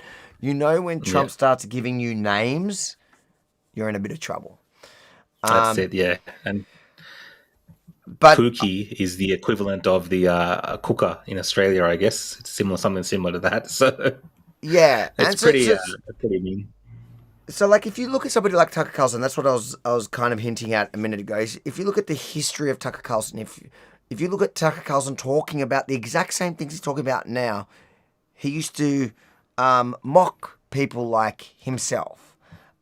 He started, I think, on some other local as a writer, but then he went on to CNN, CNBC, or whatever.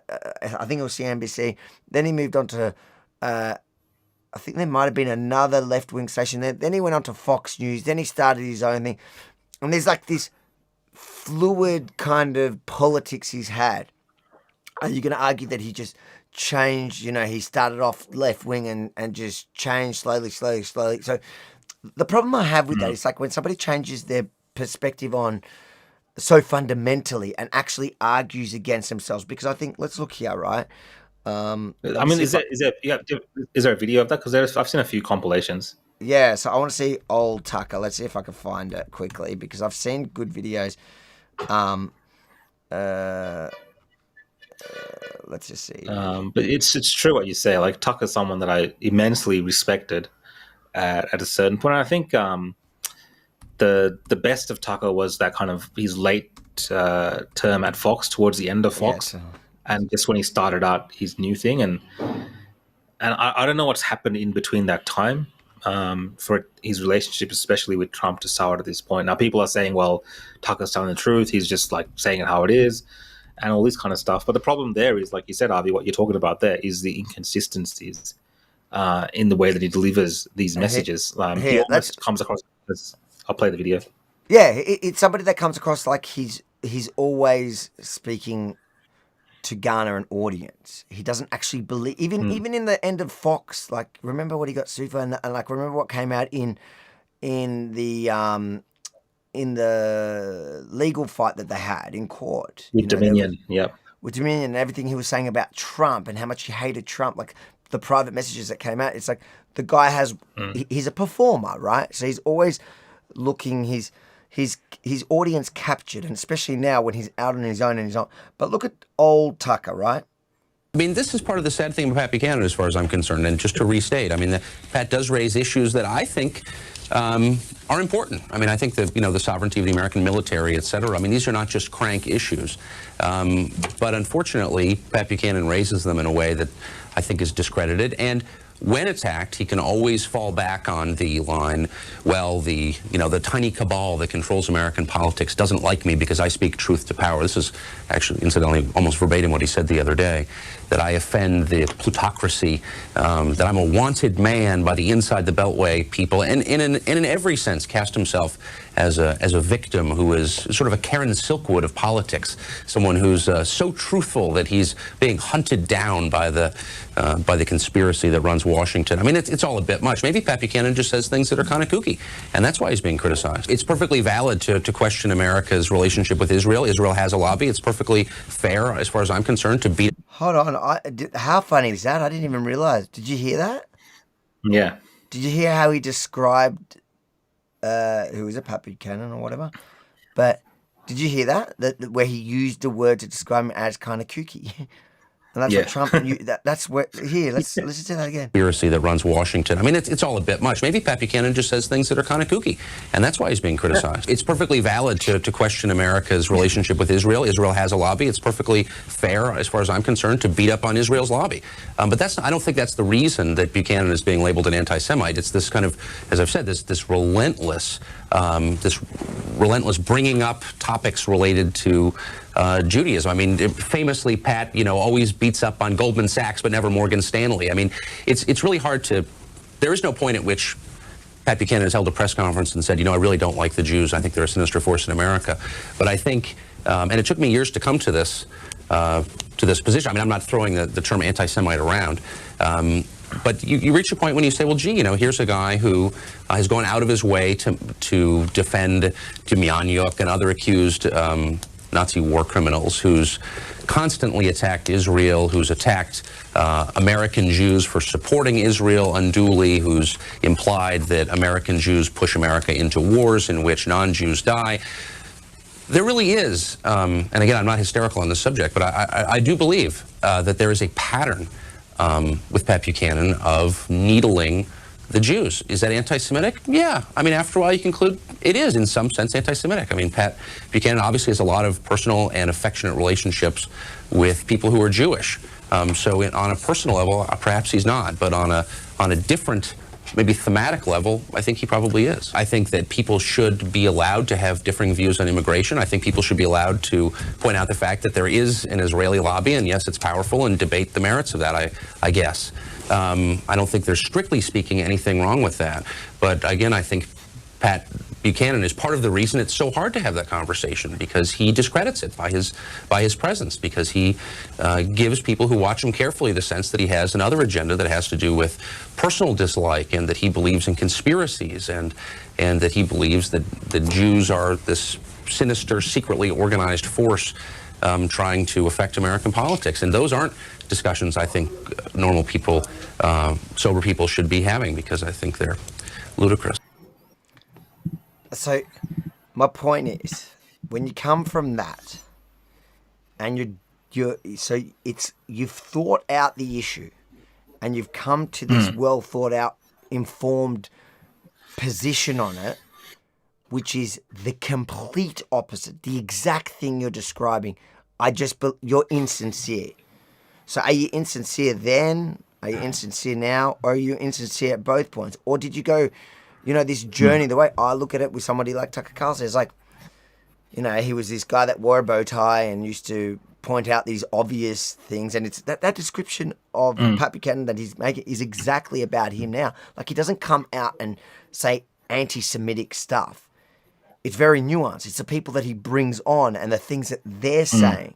And the kooky stuff and the kooky conspiracies, and always obsessing over the Jews, and obsessing over Israel, and obsessing over the Jewish lobby, and obsessing over, like, literally everything is. So if you've had such a well thought out position on it, so you've actually taken time to study it and think about it, and then you came to this position, and then you want to tell me that then you became the guy that you described. It almost feels to me like you realize that there was better money in it now to be the other guy, or the other. That's all it is. It's a show. He's a showman. Look, I mean, that's a fairly old video. That's very old. That's very young. Sure, but that's why I say there's even. But I know he's got a well articulated point of view on it. It's not like a difference of opinion on an issue. He's given articulation of an observation that he's made about human behavior and all these type of things. But you have even more recent clips of him having that as well. So I'm just referencing some of the comments here. People are saying that's a very old video, but you can find the same examples from a few years ago. It doesn't matter how. Let's talk about, for example, COVID. Right? If somebody in the beginning of COVID was saying, like when COVID first hit, and we go, stay indoors. This is a scary virus. First couple of weeks, we have no idea. Put on a mask. It's not going to, we don't believe in government intervention, but guys, everybody take personal responsibility, which is what I did in the beginning. And a lot of people I know did. You did it. We all did it, right? And then as time passed and we realized, holy crap, we got it wrong, or the more evidence came. That's not what happened here. This is a guy who, I don't know how long ago that is, maybe 30 years ago, or 20 years ago, is straight up, he's analysed the whole situation, broken it down, pointed out the clear problem here, and then morphed into that and done the exact same thing. So, I don't think the amount of time matters. I know, so if there's I don't think we need to look at it. I'm sure that there are more recent ones, but I feel like that's an amazing, that's Tucker Carlson versus Tucker Carlson. And that's what, and it's funny that he used the word kooky his kooky ideas or whatever, which is exactly what Trump said about him. Yeah. Which has become... And yeah. I was going to say, it's not everyone. So I know some people say, oh, well, everyone kind of goes through difference and changes his opinion. You know, Trump is someone who's been very consistent on his views on this part of the thing, right? So you can find many examples of even people on who are in positions of leadership. Things like that. Yeah, on media, he's always been very consistent and he's kept that same line. So clearly, something has happened at a certain point for people like Tucker and others to take this very hardline stance and dive headfirst, really, as the key figures in promoting some of these type of views. And there is a following for it as well. I mean, they still have massive followings, and even today, it's huge. But that's I almost feel like that is the incentive today. Well, I don't know. When you have these massive disagreements between him and President Trump, for instance, even people who are supporters of President Trump, you had what's her name, Marjorie Taylor, MGT, whatever, the congresswoman, who's also a here and there Trump supporter as well, and some people say a hardline Trump supporter, take Tucker's side almost in this instance. So, is that Tucker himself, or is there a whole heap of people who have kind of all banded together in going to this particular side for whatever reason that they see as being, the justifiable? It was a grift then. It's a grift now. It's a show, and a lot of them do it. And when you're a media personality, you are a showman, and people need to remember that. Like when these issues don't really matter to the people, to the kind of the showman, to the presenter, then when they see that the wind is shifting, like Piers Morgan is another great example of that. The difference with Piers Morgan and let's say Tucker Carlson is Piers Morgan can make the shift within one day. Tucker Carlson, it's been like over a period of time, he's gone from, a completely a certain stat, and this is not even like left wing versus right wing, because now that line has kind of blurred on this particular issue. It's pointing an obvious human analysis of behavior and how somebody's acting and what they're doing, and the kind of what I find interesting in that is like pointing out these little tricks that the guy is doing when he's engaging in this conversation by not actually coming out and saying, I hate Jews, even saying on a personal level, he has Jewish friends, but if you pay enough attention to his, focus on Israel, who he's interviewing, what he's talking about, how he's talking about it, you realize this guy is actually just an anti-Semite. Like that's the thing that he came to at the end of his personal analysis, which can just be applied to him. It's not even the thing is, it's not like his position. It's take his analysis, apply his analysis back at him. That's why I say it's Tucker versus Tucker. Even old Tucker versus new Tucker. It's just like apply his analysis about somebody who engages in the conversation surrounding Israel. Apply that old Tucker analysis at the new Tucker, and you realize I feel like he's looked at it and he goes, it's just more financially beneficial for me to be in this place, and it probably is now because like mainstream. If Tucker was just a mainstream commentator these days, then he may well have stayed on like mainstream TV, but now he's kind of being pushed out of that, and I feel like he kind of like he was already heading, I guess, in that conspiratorial direction through COVID, and that did. COVID, we've talked about that many times. COVID has done that to a lot of people, and for good reason. But then some people, I think, especially as commentators, just continue going with it. Now, is it because they genuinely are like, my whole worldview has completely changed, or have they been audience captured and gone, oh, I can see the market here, and there is a massive market in what Tucker, Candace. Speaking of Candace, we can move on to the next one. Yeah. Let's go to Candace, because I think like Candace also is someone that I've been, a big supporter of and follower of. And obviously, I think she's done amazing things in terms of getting to where she is today. But this particular tweet, I read this in the morning when I woke up here, and it is perhaps one of the most stupidest things ever written by someone as a serious tweet. Like it is. Candace, I I wanted to retweet it and say this is probably one of the most stupidest things I've ever read or someone's written. I can't think of on Twitter. I mean, it's that stupid. I don't understand where she kind of finds the ideas to put something up like this, because it's just ridiculously. But that's the thing. It's what is it? The woke mind virus. They say there's the Israeli derangement syndrome as well. Like it's a Jew derangement syndrome. Just like Tucker, but hers has been a little bit more blatant. Like she hasn't been as sophisticated as Tucker has been over this period. Like No. since this Trump administration, Trump hasn't touched Candace with a 10-foot pole through the campaign till now. Remember, there was a period. Like, she didn't even go to Turning Point. I remember the day she tried to, justify it or whatever. But she hasn't been about... There was a thing with Donald Trump Jr. she was going to do. That got cancelled, and she tried to, say, nah, everybody's acting like it.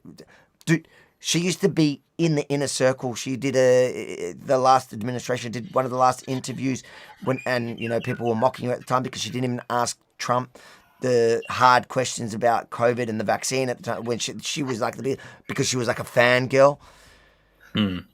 Now she's been pushed away because she hasn't been sophisticated about her hate. It's obvious to anyone with, more than a double-digit IQ that she hates Jews. She's obsessed with it. Whereas Tucker's been more sophisticated about it. So she said this was retarded. The levels of propaganda coming out of Israel is beyond parody. They are reporting that an Iranian wrote this letter begging them to bomb a news station. Curiously, the Iranian chose to write the letter in perfect English, not Farsi, not Arabic or Hebrew, but English. And this is the letter that was going viral.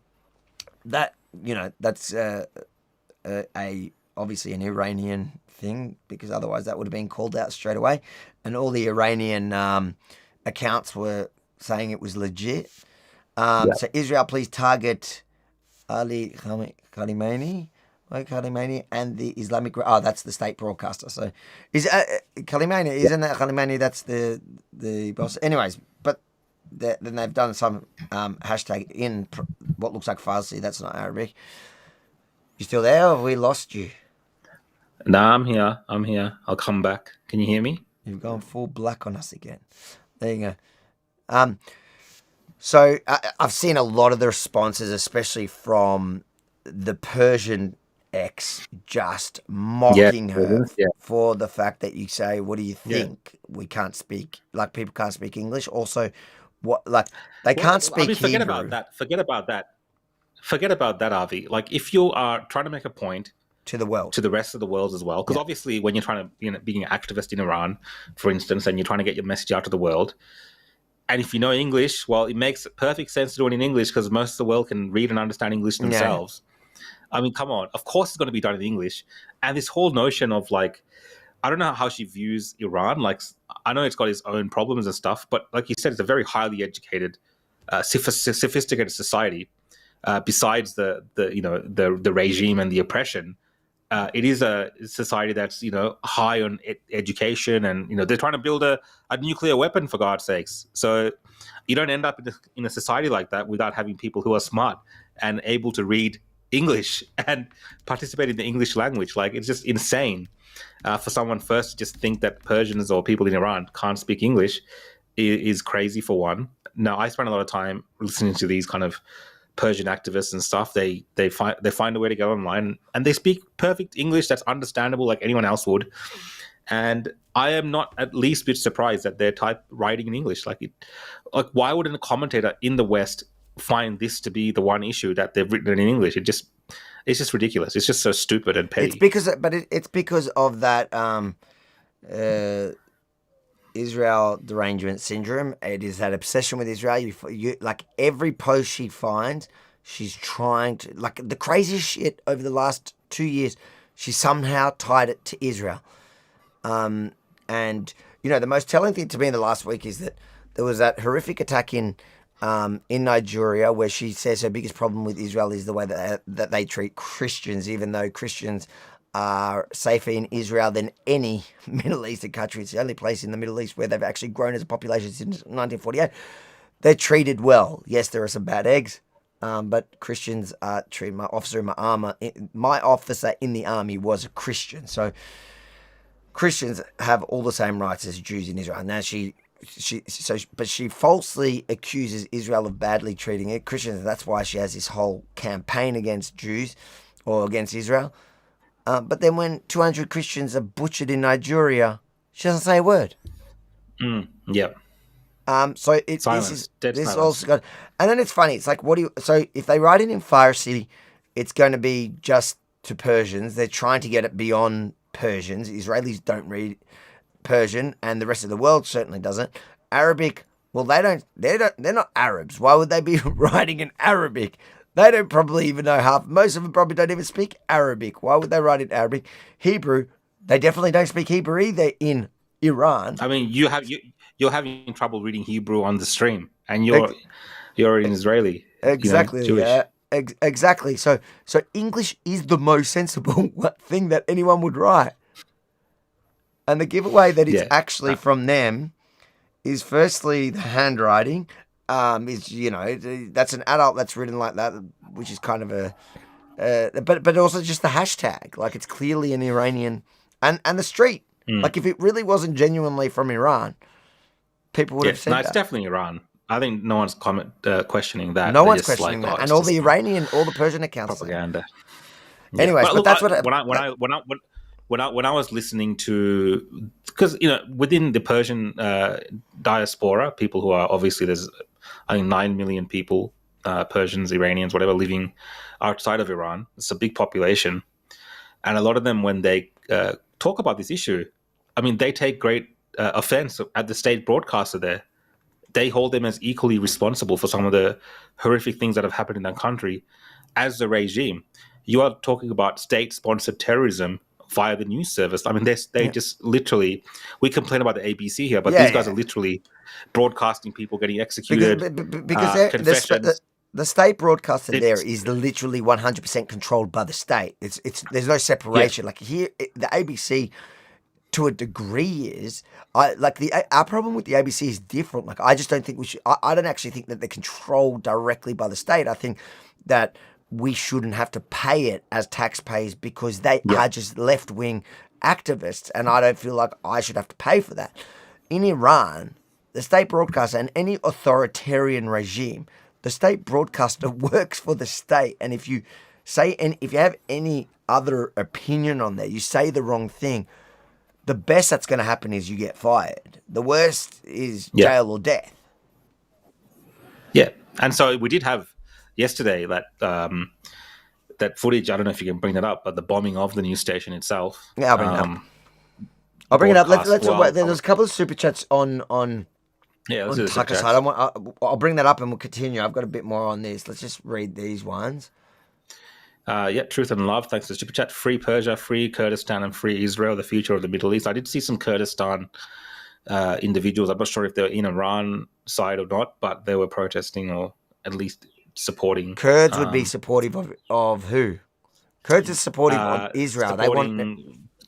Supporting Israel, supporting the overthrow of the well, if you understand regime. The Middle East, Kurds are people that have been fighting for self-determination as well. They're a minority that have been persecuted by many different Islamic groups they're Muslim themselves, but they're a minority. But yes, absolutely agree with that. I would love to see a Middle East with a Kurdistan and a free Kurdistan, a free Israel, and a free Persia. It'll be amazing to be able to travel to those places because they're so rich in culture. They've got amazing food, amazing old places. Like, it's just such a shame. I've grown up with a few Iranian friends, so like it's a very rich culture. They're very lovely, friendly people, and they've been ostracized from the rest of the world thanks to their regime. Yep. It is pretty much almost like a hermit kingdom, besides their relationship with some other Middle Eastern countries and Russia and China and stuff. They've really held their people back with this kind of stupid theological extremism that they practice there. For what purpose? It's just ridiculous now. And it's just, would be great to have that place free so the rest of the world can obviously interact with them, travel there, experience one of the most, I guess, ancient civilizations as well. When you look at history and their contributions to the world, it's a shame that it's been shut off from the rest of the world for so long. So, like you, Avi, I'm looking forward to traveling to Iran, God willing, one day, and We'll go together. We'll go together. There you go.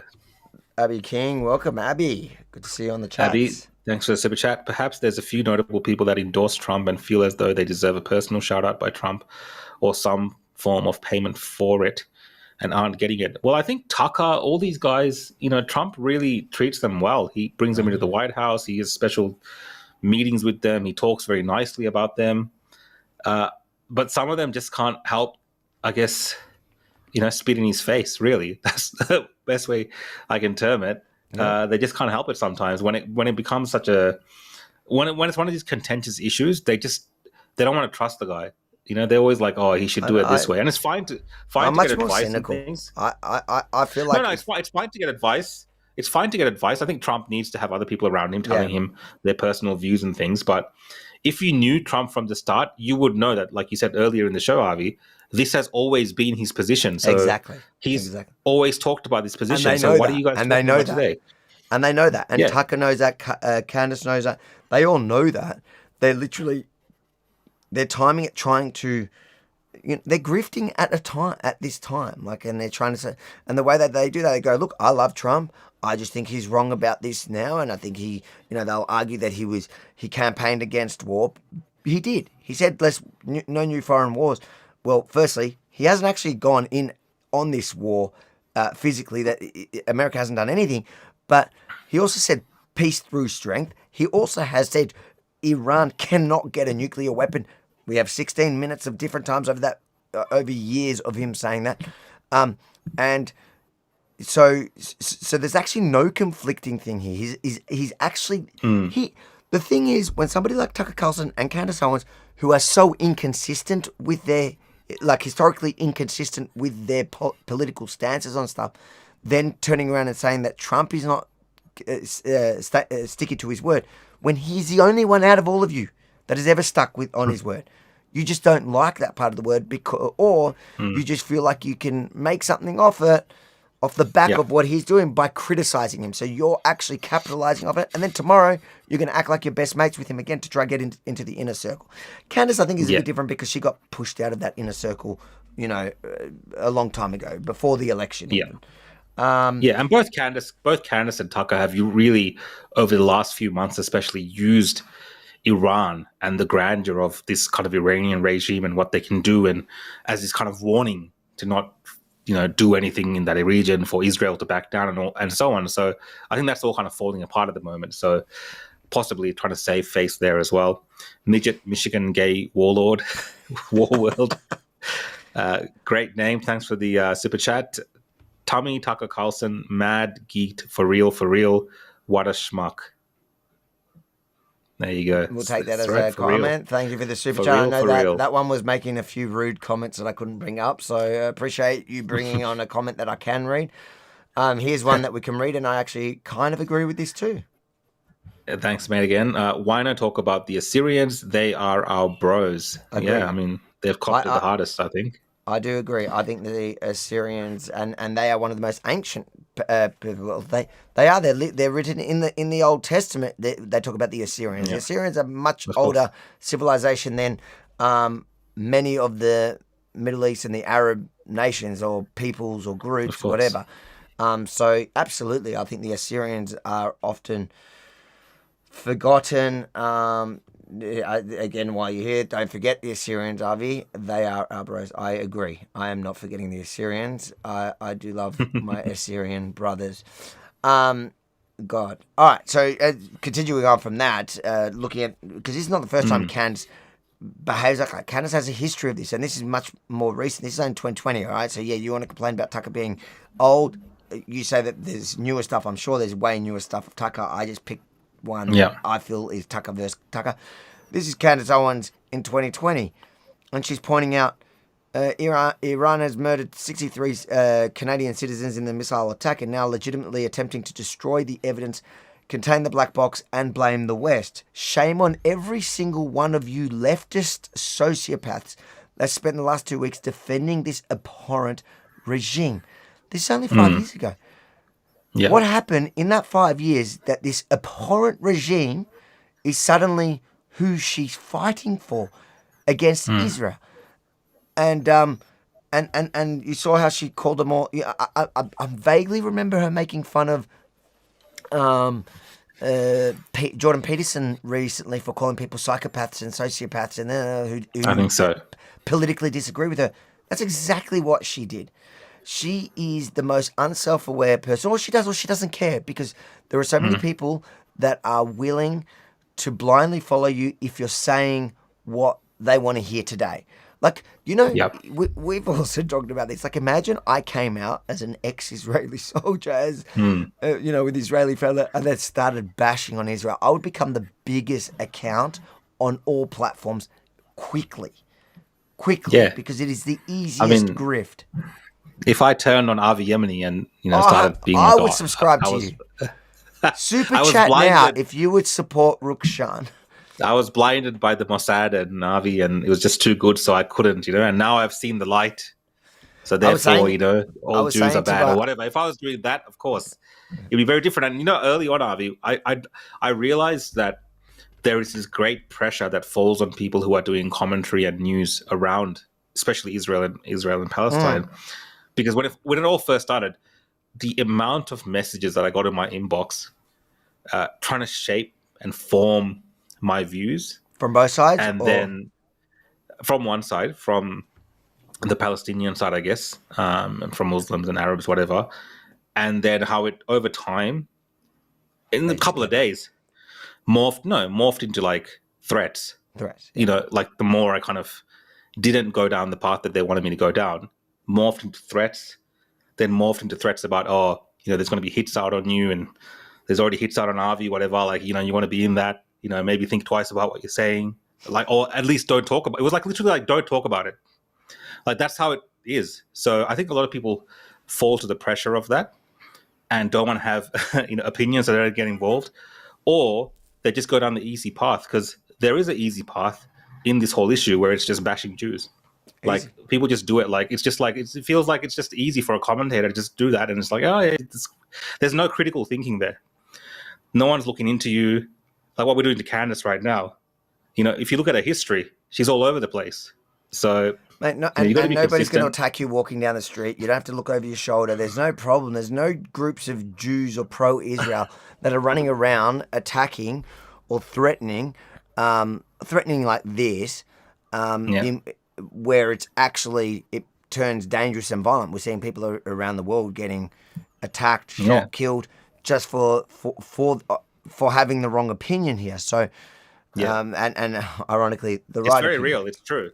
It's true. Like, it's literally like, even in Australia, that's kind of what it's like when you get deep into this issue. Like, literally, like, there are threats. Like, it's just random. Like, I've experienced it in real life. Walking down the street, it's not just something on the internet. It's overwhelming sometimes on the internet, but in real life as well. Sometimes I worry. You walk around, you're with your kids. It's always in the back of your mind. I'm super. I try to have spatial awareness to see what's around me, because I know that this threat is true, and you don't get that on the other side. So I do understand the temptation of moving there, but I understand the temptation of not wanting to talk about it, because it is scary. It is overwhelming, especially if you don't have a dog in the fight. Why would you? Why would you risk yourself? Unless you're just one of those personalities. There are, this entire conflict since October 7 has really brought out the worst in people and the best in people. You've seen people that have come up that you maybe not necessarily politically agreed with them on everything, but then you saw how they had moral clarity and the backbone to stand behind it, even though it got hard.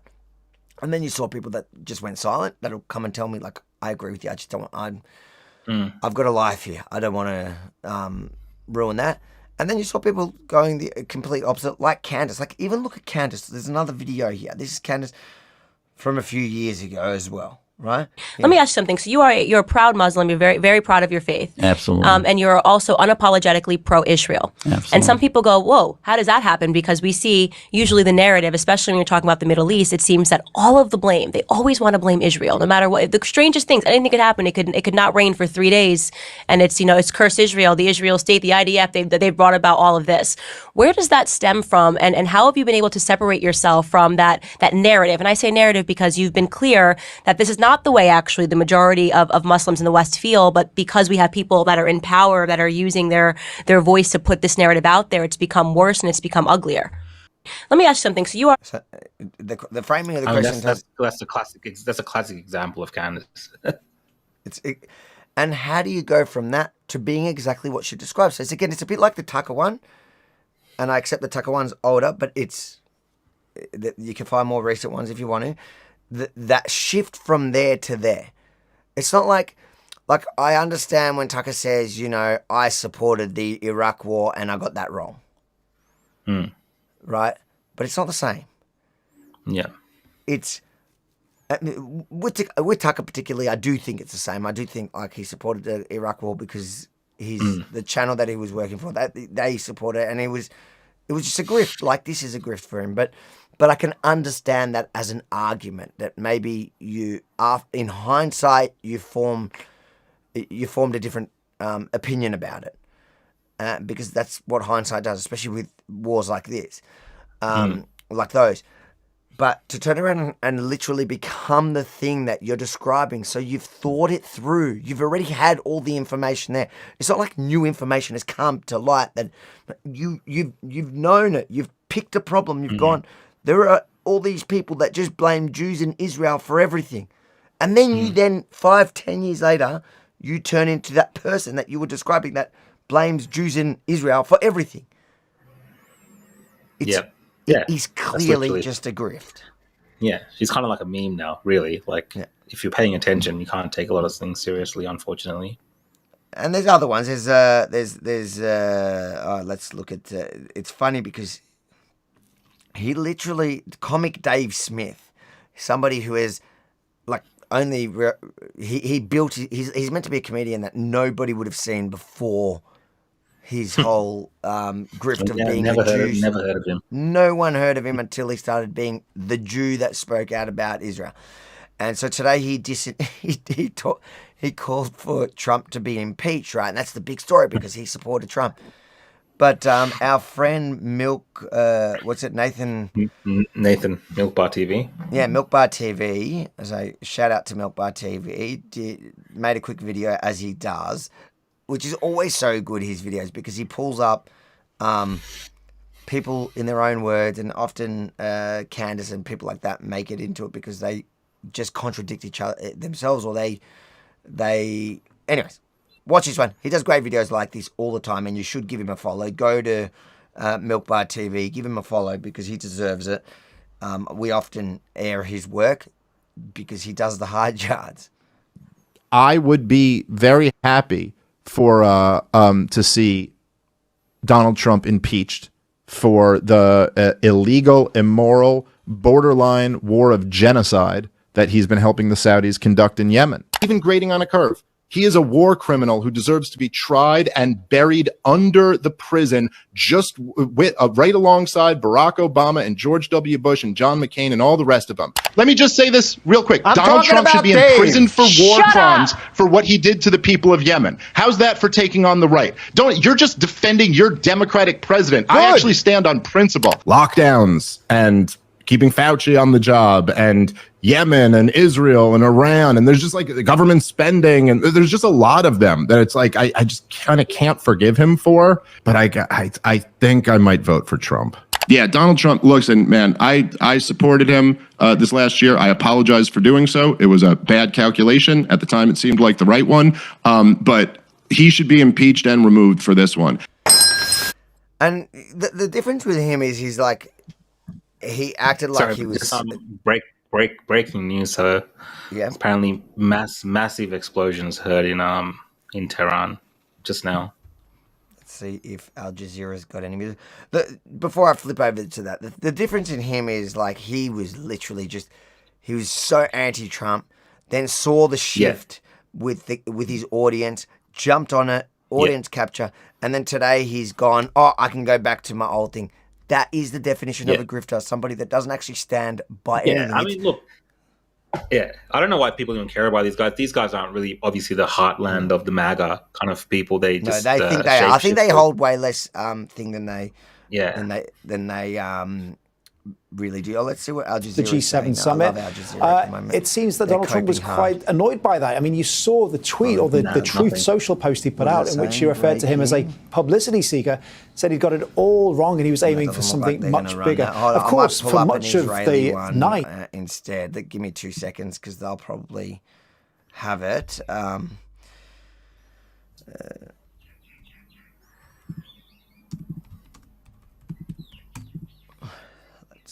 We can. I think I don't know how to say her name. She's a Persian lady. I think I'd rather get it from You know what I'm talking about. She just shared some photos. She shared it.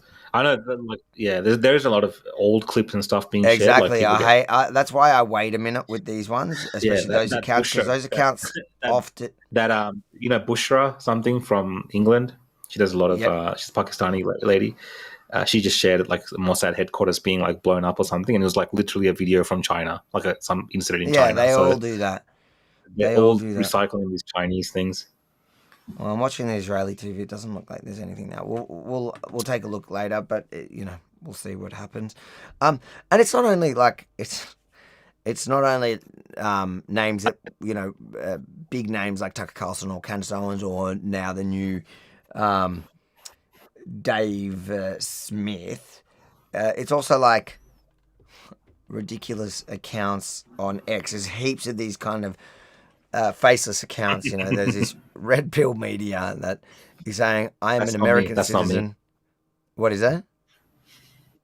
I was saying that guy's not me. Yeah. Born and raised in America, I refuse to die for Israel because that's the whole narrative. That's the America first thing. Yeah. Screw Israel. What are you going to do? Like, even if you are American, like Tucker Carlson says, I don't want my sons to die for it. What are they going to...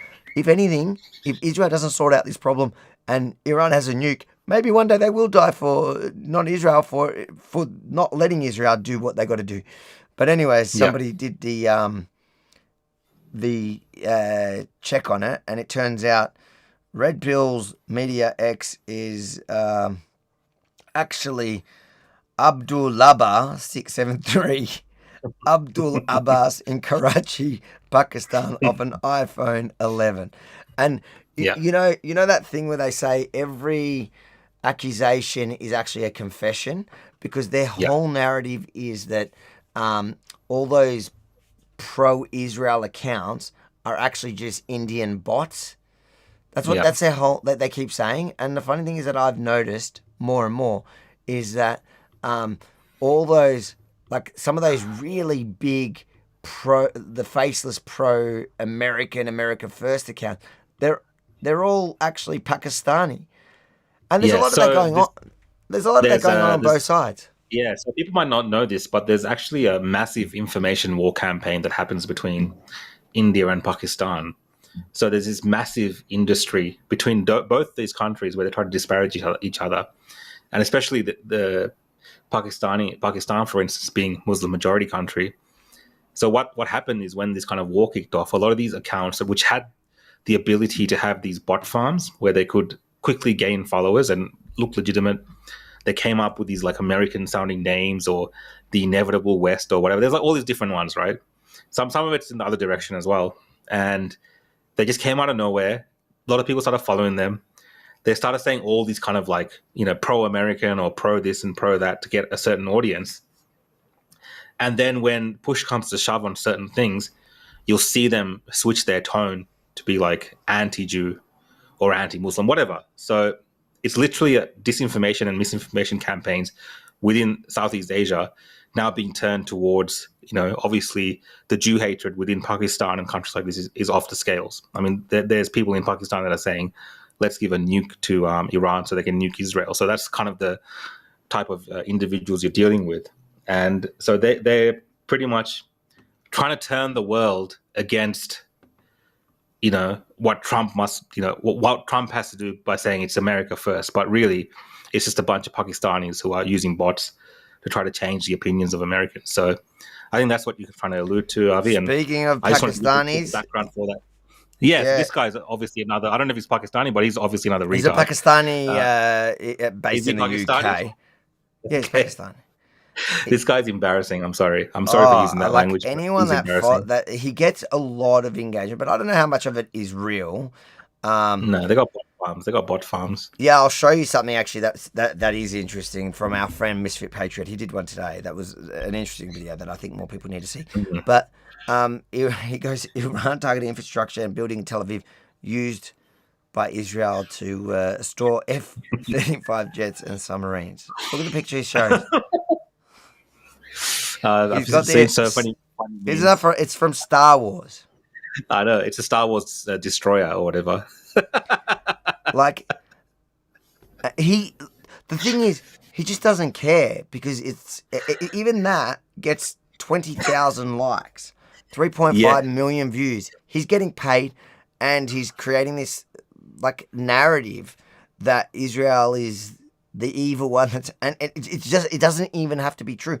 He's announced, several mass explosions, Tel Aviv down, Israeli military, mass taking massive hits and things like that. Like, nothing's true. Doesn't matter.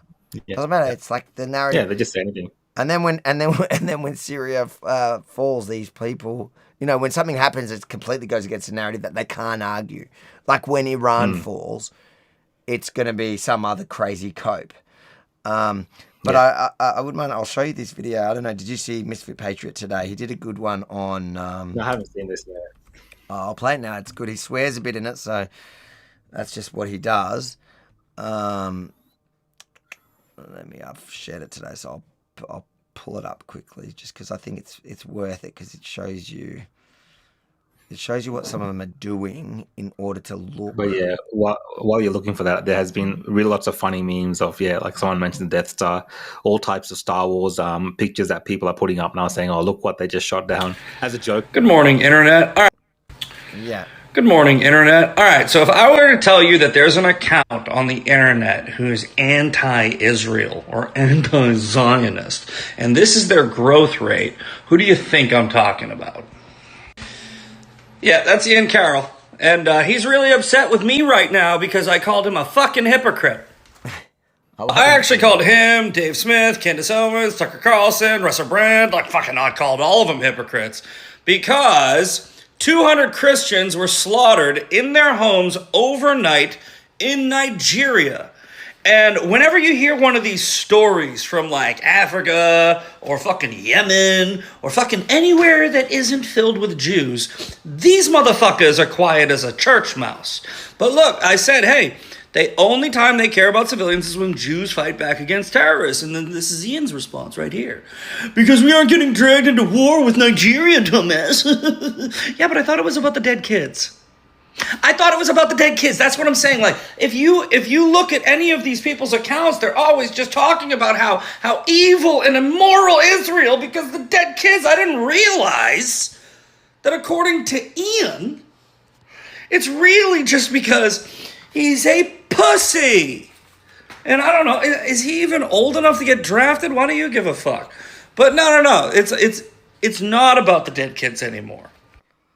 To which I replied, well then shut the fuck up about the dead kids. It's a non-stop struggle session of purity tests with you fucking people. Okay with it? I never fucking die. And honestly, this motherfucker wants one. All right? And say, hey, I'm a pussy or a coward, or tell the truth, I'm being paid by Qatar. Because they are. This is Ian Carroll's engagement. It's 90% paid views. It's 158% paid engagement. And when you go to the average engagement rate distribution, he's here. He's a grifter. This is a grift. It's a grift for a lot of them, all right? They get money to talk shit about Israel because Qatar has a big fucking bag of it. And they will literally throw money at the dumbest fucking internet content creators who will sell themselves and their countries out for radical Islam as long as it means that they can work in front of a fucking ring light. Oh, one more thing I forgot because people are going to ask. I got those screenshots from Hype Auditor and Modash, right after asking Grok if Ian Carroll's engagement was legit. And Grok basically was like, yeah, usually people see a 1 to 3% engagement rate. So there's no definitive proof, but here's Ian's. Across platforms, it's between 10 and 12%. Nobody gets that engagement unless they're either being funded by somebody who has a lot of money or they're spending their entire fucking paycheck just to be the most popular person on the internet, which they wouldn't even be because bots don't give a fuck. Okay, now you remember what Ian's engagement rate is, above average, way above average. Okay, now we remember what Ian's engagement rate is with 1.7 million followers, 90% paid views. Let's go to the Daily Mail. Okay, use the same program. 22 million followers, 10 times as much, roughly. 4.63 engagement rate. Oh, and by the way, their benchmark is above the median because when you don't buy all of your likes and followers and you don't have bots following you, it's called organic engagement. That's where that comes in. Guys, the vast majority of people that you follow on the internet are fucking fake, all right? They literally lie to you with their accounts. Why would you trust what they actually type out? Yeah, I mean, this guy, obviously he talks a lot, swears a lot, Yeah, I know. even though he makes good points. Sometimes actually, Avi, it's actually inadvertent. So these Pakistanis and these Bangladeshis and stuff, they actually, the services that they offer paid to everyone else to like boost their accounts. When it comes to these kind of, anti-Israel accounts and stuff, they just offer it in the background. They just do it just to kind of boost the profiles of these people that they want out more. So sometimes it's actually happening without even the intervention. So they might think it's organic growth, but a lot of it's just the bot farms that they're running to boost that. They want that view to be seen as the dominant view of society. But even in Australia, if you go out onto the street, you ask most people, it's not the dominant view in the way that it's been described. So it's take it as you will, but there is a lot of dodgy stuff going online. Yep, 100%. And I think just look, most of the people probably viewing us are already partially or mostly critical thinkers that don't just accept everything they see on the internet. But it's good to be aware of it and to educate people around you that the internet isn't always as it seems, and there is a lot going on in the back end. There are a lot of people with different agendas that are pushing them. Does that mean that everybody that's doing everything is being paid for it? I don't buy into that as well. I get told that all the time. It doesn't necessarily mean that. People do actually stand principled and believe in stuff and stand up for the things that they believe in. But also, in certain cases, some people, whether Qatar, in that case, it's like whether a Qatari organization says, hey, if you talk about this issue, we will pay to boost you. We're not even paying you. They might pay you, but they might not even. They might say we will pay to boost your content so you get a following. Yep. That's the incentive for you, and that kind of stuff happens for sure. And people also do just get paid. Like I get offers all the time in my inbox to do a post about something or whatever. I never do it. I probably should start. I should do the Israel ones, anti-Israel ones. They pay well by the looks of things. Let's read a couple of these. I'll go talk to the while I'm in Sri Lanka. I'll go speak to the Sri Lankan bot farms and tell them about you. They can maybe have a look. Thank you. There you go, super chat. Baz the Dark Horse, come on lads, Candace is hot and we all excuse hot chicks that are stupid. P.S. You're just mad with MTG for exposing your space lasers. Vote one Rukshan for PM. Thanks, mate. That's a great super chat. Thank you. That is a good super chat. I totally agree with all that you said. Everything. No, I don't. I don't actually find it hot, but whatever. This is again Michigan Gay War World. I just want to say that again. Dave Smith is a capo and a grifter. Schmuck energy. Capo. Capos, they're the Jews that helped the Nazis. He would be one of those capos for sure. I think that's how he's viewed within the Jewish community. A capo, he doesn't really have a connect. Like people that just because they ethnically have some sort of Jewish connection, who are trading on that connection to be able to be elevated and amplified, like that their view on Israel counts more because they have a Jewish dad or a Jewish mum. I don't know what his connection is, but I can tell you he's not somebody that's connected to the Jewish community in any way, or his community, or his Jewish faith. He's not really, like, I'm not Jewish by faith really, but I'm Jewish ethnically, and I'm very connected to my Jewish community and my Jewish roots, and I do practice a lot of Jewish stuff more for cultural reasons rather than belief in God. Yeah. Dave Smith doesn't do any of that. The only time he brings up his Jewishness is to use it against the Jewish state, the only Jewish state in the world. Well, I'll just to interject again on what you're saying. You put up a photo the other day of you in your garb praying, and that actually became a very controversial post. I was quite surprised by the amount of hatred that you received for practicing your religion. I understand people might have different views or whatever, but at the end of the day, I mean, the argument that people make is it's not about hating Jews or all this kind of stuff, but just a reaction to that particular post you put up of you practicing your faith lends me to the belief that actually a lot of this actually is just Jew hatred, and the types of people that were commenting and the types of things that people were saying, it was quite baffling. Like, these are the same people who are saying that no, it's not about Jews and it's about what Israel's doing. It's about genocide and all this stuff. No, I think it's just Jew hatred. In most instances. Well, that's what I've been saying the whole time, and that's why, like, even fans that say to me, "All right, get off the, no, stop acting like the victim or whatever." Well, all I wrote on this post is I'm a Jew and I've never been prouder, and so every time you go to, I was actually at my my niece's bat mitzvah, and my brother-in-law's brother, Tom. So what they want to do, they want you to put on those are called the tefillin. They want you to put it on. That's part of their thing, like to get people to do it, gives them a good deed, whatever, gives you a good deed, whatever. Do I believe in, not, like when I say I'm a proud Jew, it's because culturally, especially after being under attack and so many generations where they tried to wipe us out and people have fought, bled, died after persecution, that I'm so connected to my Jewish culture and heritage that I'll never give it up. But so when he asked me to do it, I'm like, yeah, I'll put it on. I generally do when they ask me. And then I'm like, oh yeah, I'll put a photo up, and I will just write that one line. And this is just on X, but I'm sure it's big on other platforms as well. 3.7 million views. I haven't even really, like, the only comments was the Tommy comments that I just engaged with just for a bit of banter. But I'm sure that I know that you told me about, there's heaps of. Well, you can go to your quote tweets. There's a few if you go to where they're quoted. If you look at your engagement or whatever. Where is that?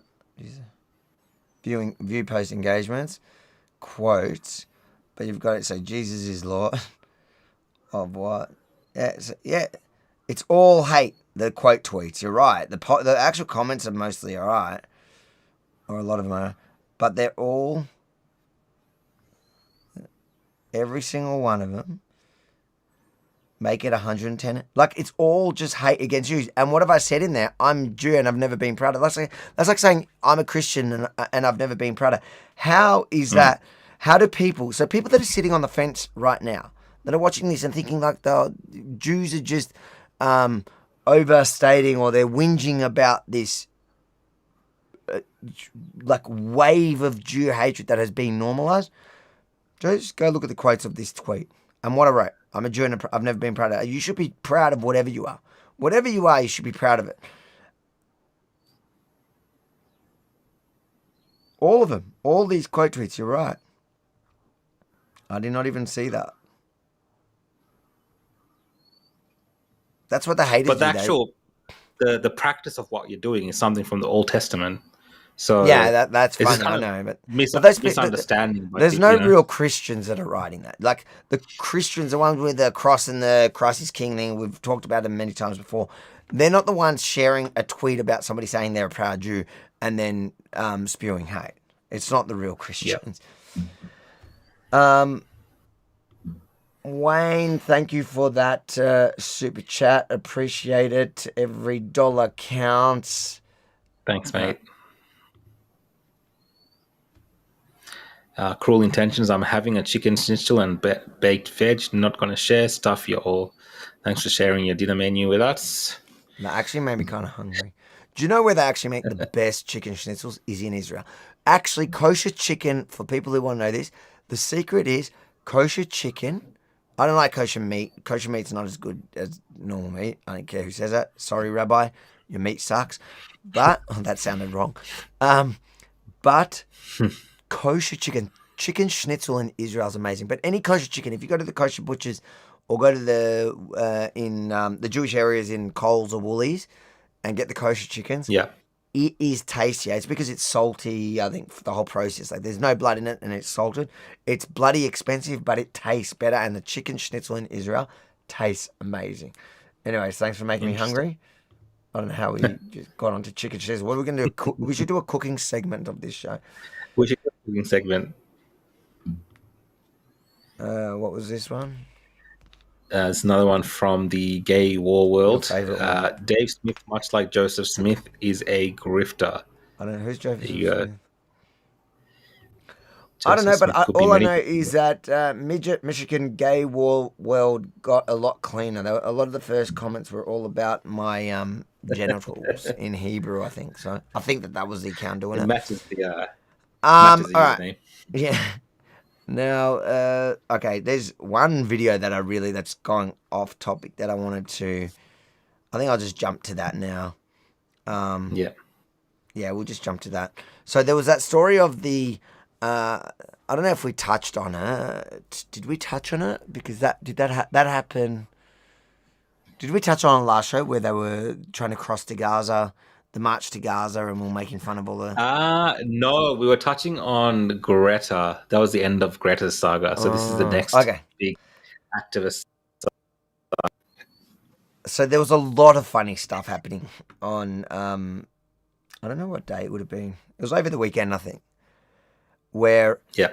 All right, so Greta inspires... I might actually bring up a couple of videos because I think the context is kind of interesting. I'll see if I can quickly find them. But what happened was, after Greta's whole little selfie yacht, which up until Israel's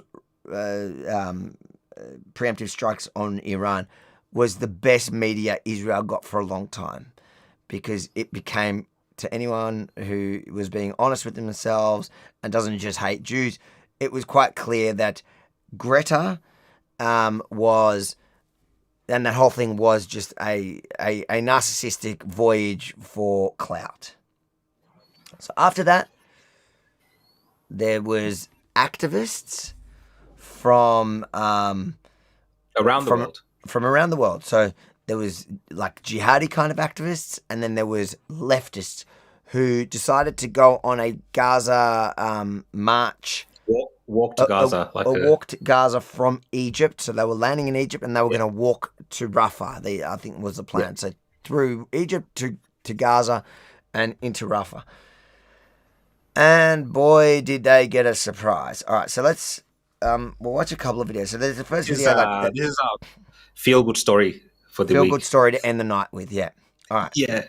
All right, so let's watch one. This is an emergency. We have just been violently dragged into the buses here at the first checkpoint on the way to Ismailia. We have We were sitting quietly and not doing anything. We were debating that we would leave soon in taxis back to Cairo because we did not break any law. And all of a sudden, several people stormed in and they started to push people and drag them violently outside. They have beaten people. I have seen one woman that was beaten in her face in front of me. They didn't leave time to grab the luggage or anything. Now we're beaten, and this is the bus is now full of people. I hope no one is seriously injured. This is a very shocking incident. Stop. Into the video there.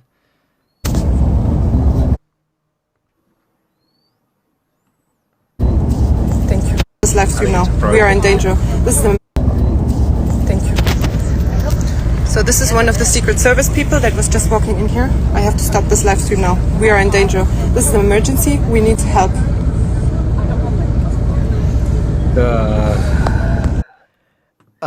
Someone wrote, it's a FAFO story. Yeah, it is a FAFO story. 100%. And let me show you actual videos. I'll just find videos of the... we need to see the Egyptians at work because maybe some lessons there for the rest of the West in terms of dealing with some of these pesky activists. I think those... What I would say, though, is that they're lucky they didn't get to Gaza because I still think that was a tame reaction to what, especially like some of those queers for Palestine, what they would get if they rocked up there. Yeah. I think there's many points and lessons from this actual whole experience that we're having a bit of a laugh at it. And there's serious points to it as well, which is that, the view that the West has, this romanticized view of that region and versus the reality of what it's like and perhaps, what those countries themselves might think of the issue when it comes to their own national security. It's a massive reality check for these, especially these Westerners. Maybe some of the Arabs that travel there might have had a bit of a clue and thought they could get away with it. But, Egypt, even as a tourist, it's pretty hard. They're very strict there. And there's been so many shocking experiences that people have had traveling in Egypt as a tourist as well. So, yeah. So it was funny because the Arabs that rocked up, which were like kind of Islamist kinds of guys, they got rounded up straight away and they were like cursing out in Arabic, whatever. Less interesting to me. That was just like Egyptian. They kind of expect it. They know that Arabs on Arabs, like it was no surprise. They were cursing out the Egyptians, whatever. But the lefties were much more like it was just to see how shocked they were that they weren't being welcomed with open arms into the Middle East.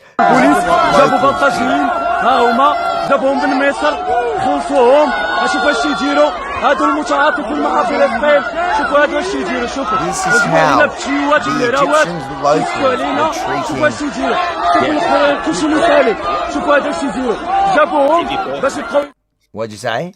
So I just wanted you to pause to just give context to people that might have not seen this. So that is actually the security forces, the Egyptian security police is there in the background.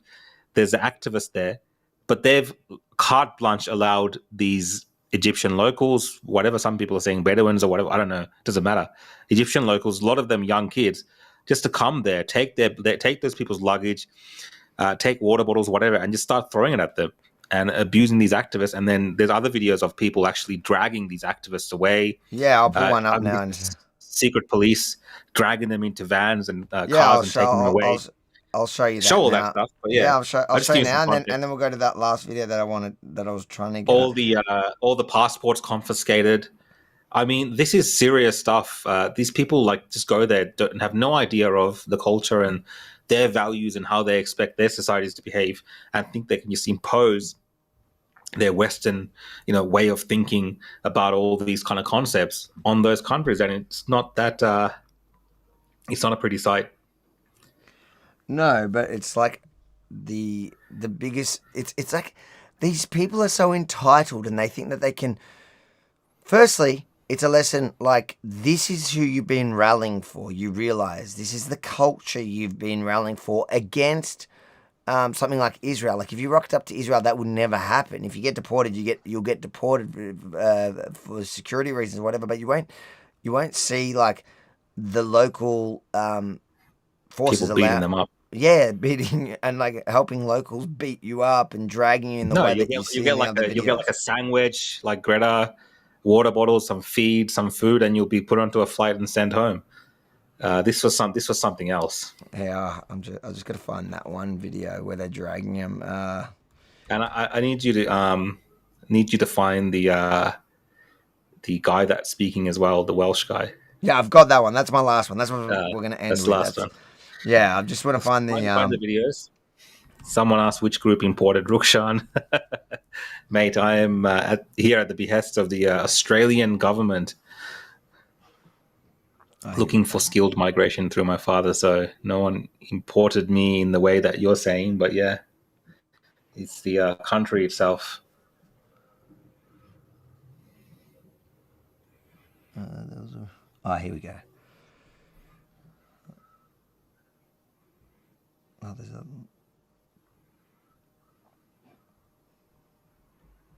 I've got a few here, but there was one.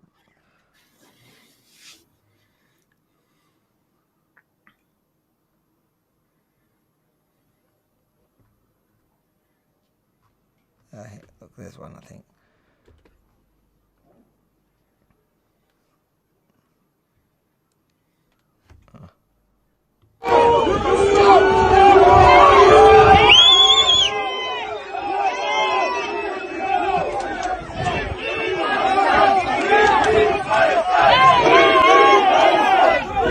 The beginning part, but one by one they're dragging one by one, and you see that these, as it says, Egypt is going to town with the Intifada cosplayers. They end up like these lunatic lefties that traveled from across the West to march to Gaza end up like cowering as Egyptian forces. You can see they're dragging him onto the bus. They take him, they drag him one by one. They lose all their luggage. Their luggage is left there. Their passports are taken. Look at them you see how they start like running back. They're scared, and I don't blame them for being scared. But who do you think you were rallying for? What culture do you think you're supporting? And this is just the Egyptian like security forces from the government. It's not even terrorists. So maybe they got a good lesson in maybe how the Israeli civilians felt when on October 7th when all that went down. I mean, this is just a brief taste of that type of terror. This is a nice version. This is the nice version of what. I mean, it's nothing like it, obviously, but just to show like the contrast in how the behavior in that type of the world is very different when it comes to these political issues.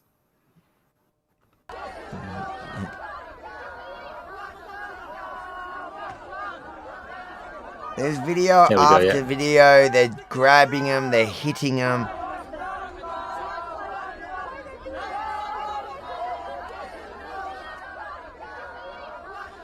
Anyways, and then there was video after video of them crying about the treatment that they received in Egypt. I guess they were expecting the red carpet. And then you had, in one of those cases, one Welsh man who was just so morally superior. We'll just read the super chats before we watch this video. Yeah, it's a very embarrassing video, by the way. Yeah, and you guys can super chat away during that video. This is from Gay War World again. Thanks, mate. Teflon, Tefillin, phylacteries come from Deuteronomy 6:5 onward. That's what you were talking about. Oh yeah, and what we call you say these words, man. Yeah. And you shall bind it as a sign upon your hand. Yeah, your heart and your hand or something, right? Sorry, your head and is it your arm, is it? Where is it? Yeah, so you put it on your arm. That's where you bind it. And your forehead. And that's interesting. So, Gay War World, I thought was trolling me with his Hebrew gay words, but I think he was actually legit, and he's legitimately a Jew because what he's saying is true. Appreciate your gayness, my Jewish brother. Somebody's going to clip that. Well, I mean, there's a lot I could say about that. Joe Smith is the Mormon. Oh, yes, Joseph Smith is the Mormon who, with loads of wives are gay. Yeah, that's what he's talking about. I didn't know that one. You're entitled to your opinion. I don't want to offend any Mormons who are watching, so I do. What you say?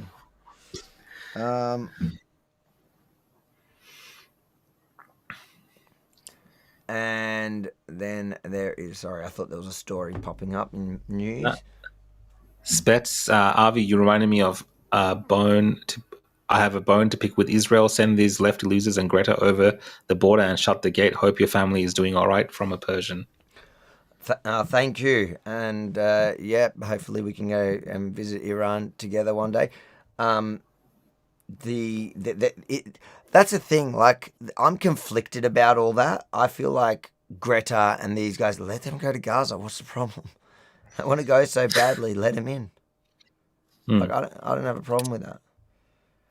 I think it's a security nightmare for the Egyptians. I mean, can you imagine letting these people march across their city protesting? Because Egypt is very strict on protest anyway to begin with. And Egypt has a way bigger border than Israel. That's a funny thing. If you compare Israel's fence to the border on the Egyptian side, it's like it makes the Great Wall of China look like nothing. It's an epic wall. Yeah.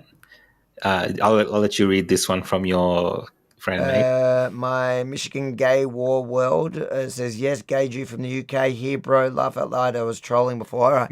Yeah, because I felt like there was a few accounts or some like with the that had some of the groper looking things, and they were all doing Hebrew and talking about my penis. It was.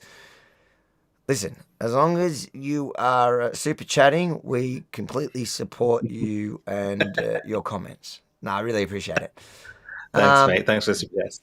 Okay, so this is the video that I want to end the night with because it is so satisfying to watch.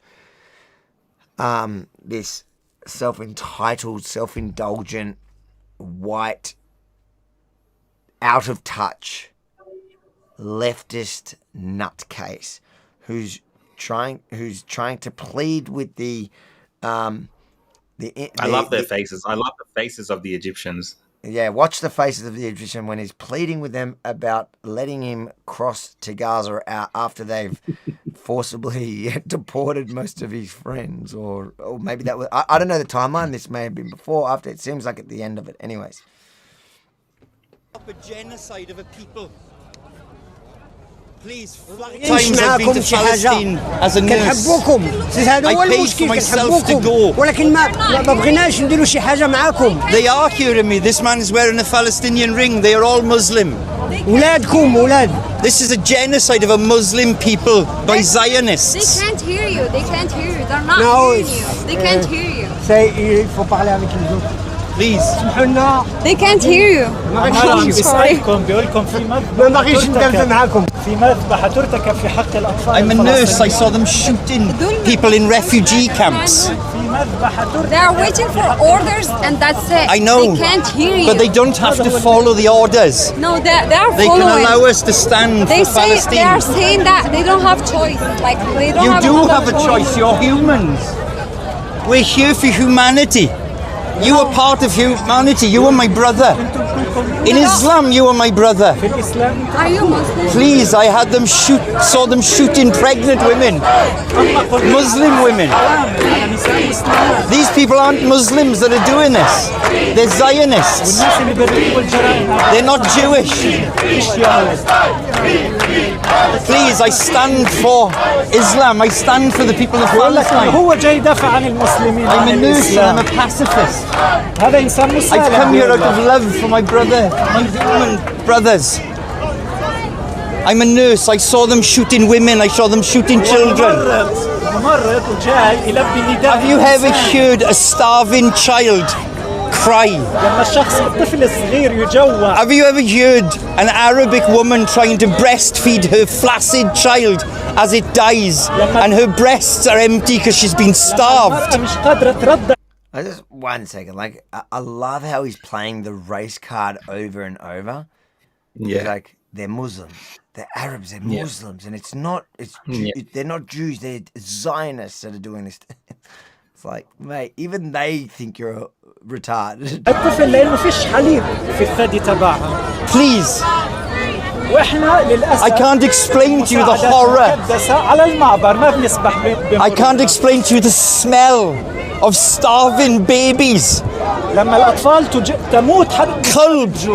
Kalb, where is your heart? Where is your heart? I believe that the people of the Arabic nations have a white heart. I believe you are good people. They are starving children. I tried to feed these children and they shot at me. For love, for humanity, for Islam, stand with your Islamic peoples.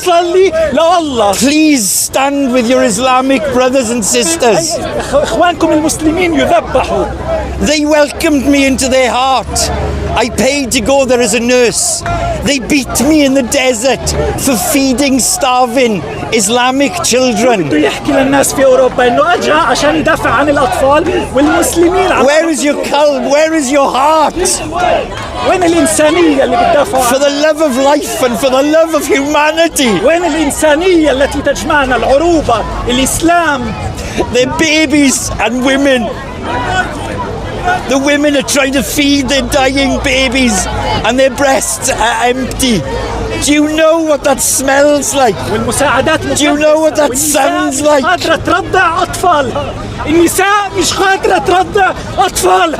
For humanity and for love, stand with your brothers and sisters in Palestine. I have never seen or experienced anything like it, please. I beg you, I'll go onto my knees and I will beg you for these people. I'm a proud man and I'm a nurse. I've paid to go to Palestine myself. I've had babies die in my arms. They shot pregnant women in front of me. For the love of humanity and for the love of... Even just look at the, I don't know, the Asian chick with her mind. She's kind of laughing at the dramatic, like, begging of the random Egyptian police that are just like, what, mate, you're not getting through. You think I'm going to defy an order because I'm a nurse? I'm a nurse for the love of God. I'm a nurse. I got beaten. In the desert, I got beaten. I got beaten for trying to feed a breast. I like the guy that was translating before, the Arabic guy that was translating. He was very animated. He was animated, but then he just gave up and walked away. Even he gave up and he left. He's like, whatever, it's not working. I think he realized this guy's escalating too much. It's too dramatic. Even I mean, they're like the Asian chick's laughing. Islam, please don't do this. Allow us to march to Gaza. We're peaceful people. We're good people. We're Muslims. We're Christians. We're atheists. We're Jews. We are humanity. We are here for humanity. What are you here for? You don't have to do this. You don't have to follow the orders. Please, I'll go onto my knees and I will beg you. Allow us to march to Palestine. Please, you've got to listen to me. 30 years I've worked emergency. I've been to... I mean, the audacity of these Westerners to turn up in Egypt and tell them how they should be doing things in their country and telling them about all these things that they should be feeling and so on. I mean, it's just insane. And I think that's just the perfect video that encapsulates so much of this so-called activism that we see in the West. It just does not mirror reality.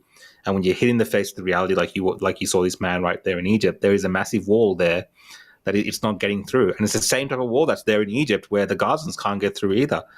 You know, this fantasized, romanticized idea about what's happening in Gaza and, you know, the Arab world coming together and stuff. I don't think that's the reality of what it is. These guys thought they would all land in Egypt from all around the world. There'd be like a procession for them and flowers being thrown at them, and all these doors being open. The Egyptians just like carrying them in carpets and giving them water and food as they go from town to town. Because it wasn't just a small trek, Harvey. It was like a massive. They put out a map. It's a massive hike that they were planning to do from Cairo to Rafah. So it just doesn't mirror reality. And I think that's the problem with the West overall, and that's why these issues persist in our society. The romanticization of what this activism is not the reality. This is another play. This is from the laughing chick, but it's funny. He has the DJI, the guy behind the one that filmed the wide shot was on a DJI, but this one really captured his facial expression. Like, you're an idiot. Yeah, man. Like it's just insane. And I think there's another few videos. Hold on. This is the Egyptian border, just to put it into so that's perspective. Like a serious border. And Israel side is a fence. This is the Egyptian side. You have the concrete bollard, and then you have like that intense wall. I don't know if you've seen the video of in Iran right now. Obviously, there's these bombings happening, and there's a region in Iran next to Pakistan. And Pakistan had opened the borders there, and then people were just walking through to safety or whatever. They're fearful. We didn't really see that happen at all for the Gazans, and they're just literally on the border of Egypt, which is apparently this country that fully supports their struggle and their cause, but they've all just locked them all in there. So again, these Westerners do not understand the complexities of the issue that they're facing. There is no way, I believe, that the Egyptian government would let these random Westerners come to their country, march to Rafah, and open the border for them. This is the border. It makes absolutely no sense whatsoever, and it's just delusional. And the only good thing that's come out of it is these hilarious videos of left-wing activists just completely being bamboozled. And you know what happened to the last flotilla guy? This was the last flotilla guy, the Egyptian guy. Yes. Who got in there. I remember this thing. And he got into... he did get in. They let him in like they should have let Greta. And this is how he ended up at the end of it all, because it was actually not Hamas. He became friends with all the Hamas guys, but another terrorist organization took him and ended up killing him. But that's the reality of these clowns. And like you put so well, they don't realize it until it smacks them in the face. Let's just read these last super chats, and I think we're good to wrap up for the night. What have we got here? We've got to cut a few more super chats. Oh, yeah. Smash your super chats now before we... Oh, something's happened here. Why can't I... It's giving me... Is that coming up? No, it's giving me some... Disk space getting low, blah, blah, blah. Yeah, okay. Okay, gotcha. Okay, gotcha. All right. Let's go. Add to broadcast. Thanks, mate, for another super chat. Wesley needs a decent haircut. Get off the snow. Yeah. He could be on something. Who knows? Just adrenaline, maybe. Yeah.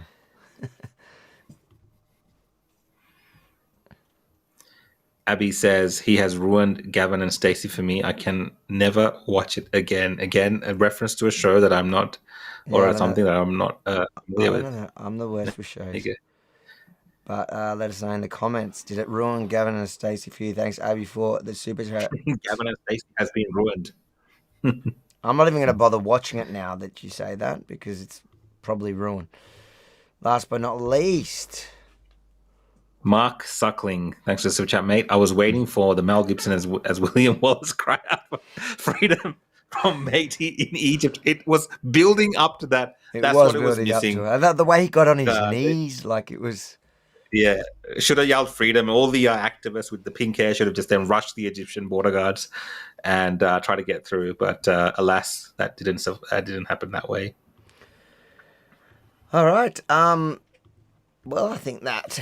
Hey, someone's saying, I just want to say, someone's saying nothing hilarious about genocide. I don't understand why you're laughing about it. We're not laughing about genocide. We're laughing about the stupidity of the lunatic virtue signaling leftists who travel there. The Egyptians, you're seeing the reaction of the Egyptians. If it was such a thing as you're saying, why aren't the Egyptians, like that guy was saying, Gavin or whatever, where is their open heart to let them cross the border and solve world peace? It's not.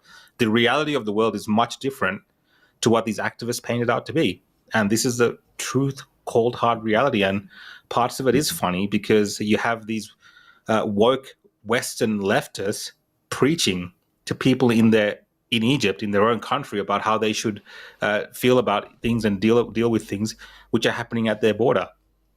Do they have a right to do that? I don't know. Maybe you think they do, but clearly the Egyptians don't give a crap about what these activists have to say. Hold on, I think we just got one more super chat that sent me, and I'm just checking if it's. Don't know where they're referring to. Oh yeah, I do. Hold on, give me 2 secs. I think. Sorry, I'll chuck it on the thing. If you want your super chats, this is your last chance. Cruel Intentions. Hey, Avi, just sent a DM over the other place. A statement from the Persian princess, if you want to read it. So the Persian princess is Noor Pahlavi. That's the daughter, I think, of the prince. Yeah, she recently got married, right? Yeah, she goes, as I watch Iranians flee to safety while Israel targets the repressive apparatus of the Islamic Republic, my heart aches for every innocent soul caught in the crossfire, used as human shields by a regime that has long held its people hostage. My thoughts are especially with the brave activists, artists, and intellectuals in Evan prison, and with all those who for years have risked everything to stand against tyranny. Though I've grown up in exile, the wounds of the Islamic Republic have touched my family deeply. We carry the memory of our country lost, loved ones taken, and dreams postponed. And yet, today, I feel a shift, a reckoning long overdue for Iran's oppressors and captors, a whisper of redemption for the unjustly imprisoned, a solemn honouring of those who gave their lives for freedom. For years, I've prayed my grandmother might live to see her beloved. I've prayed my grandmother might live to see her beloved homeland again. For the first time, that prayer no longer feels impossible. May justice rise, and may light return to the land we still call home. So that's the princess of Iran, and I think that sentiment is very widespread. I've seen estimations of 70 to 80%.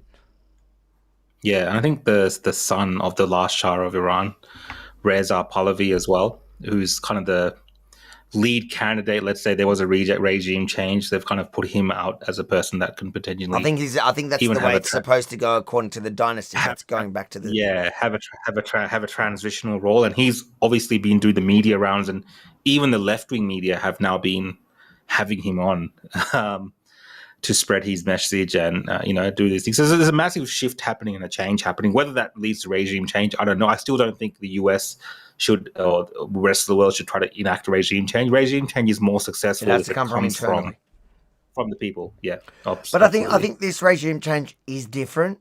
I don't think you could compare it to something like Libya or Egypt or that whole Arab Spring era. These are not Arabs. These are Persians.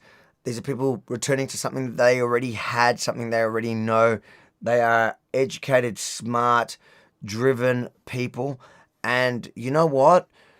The Iranians, the Persians that I've met around the world that escaped the Islamist regime are all yearning to go back. And they will go back.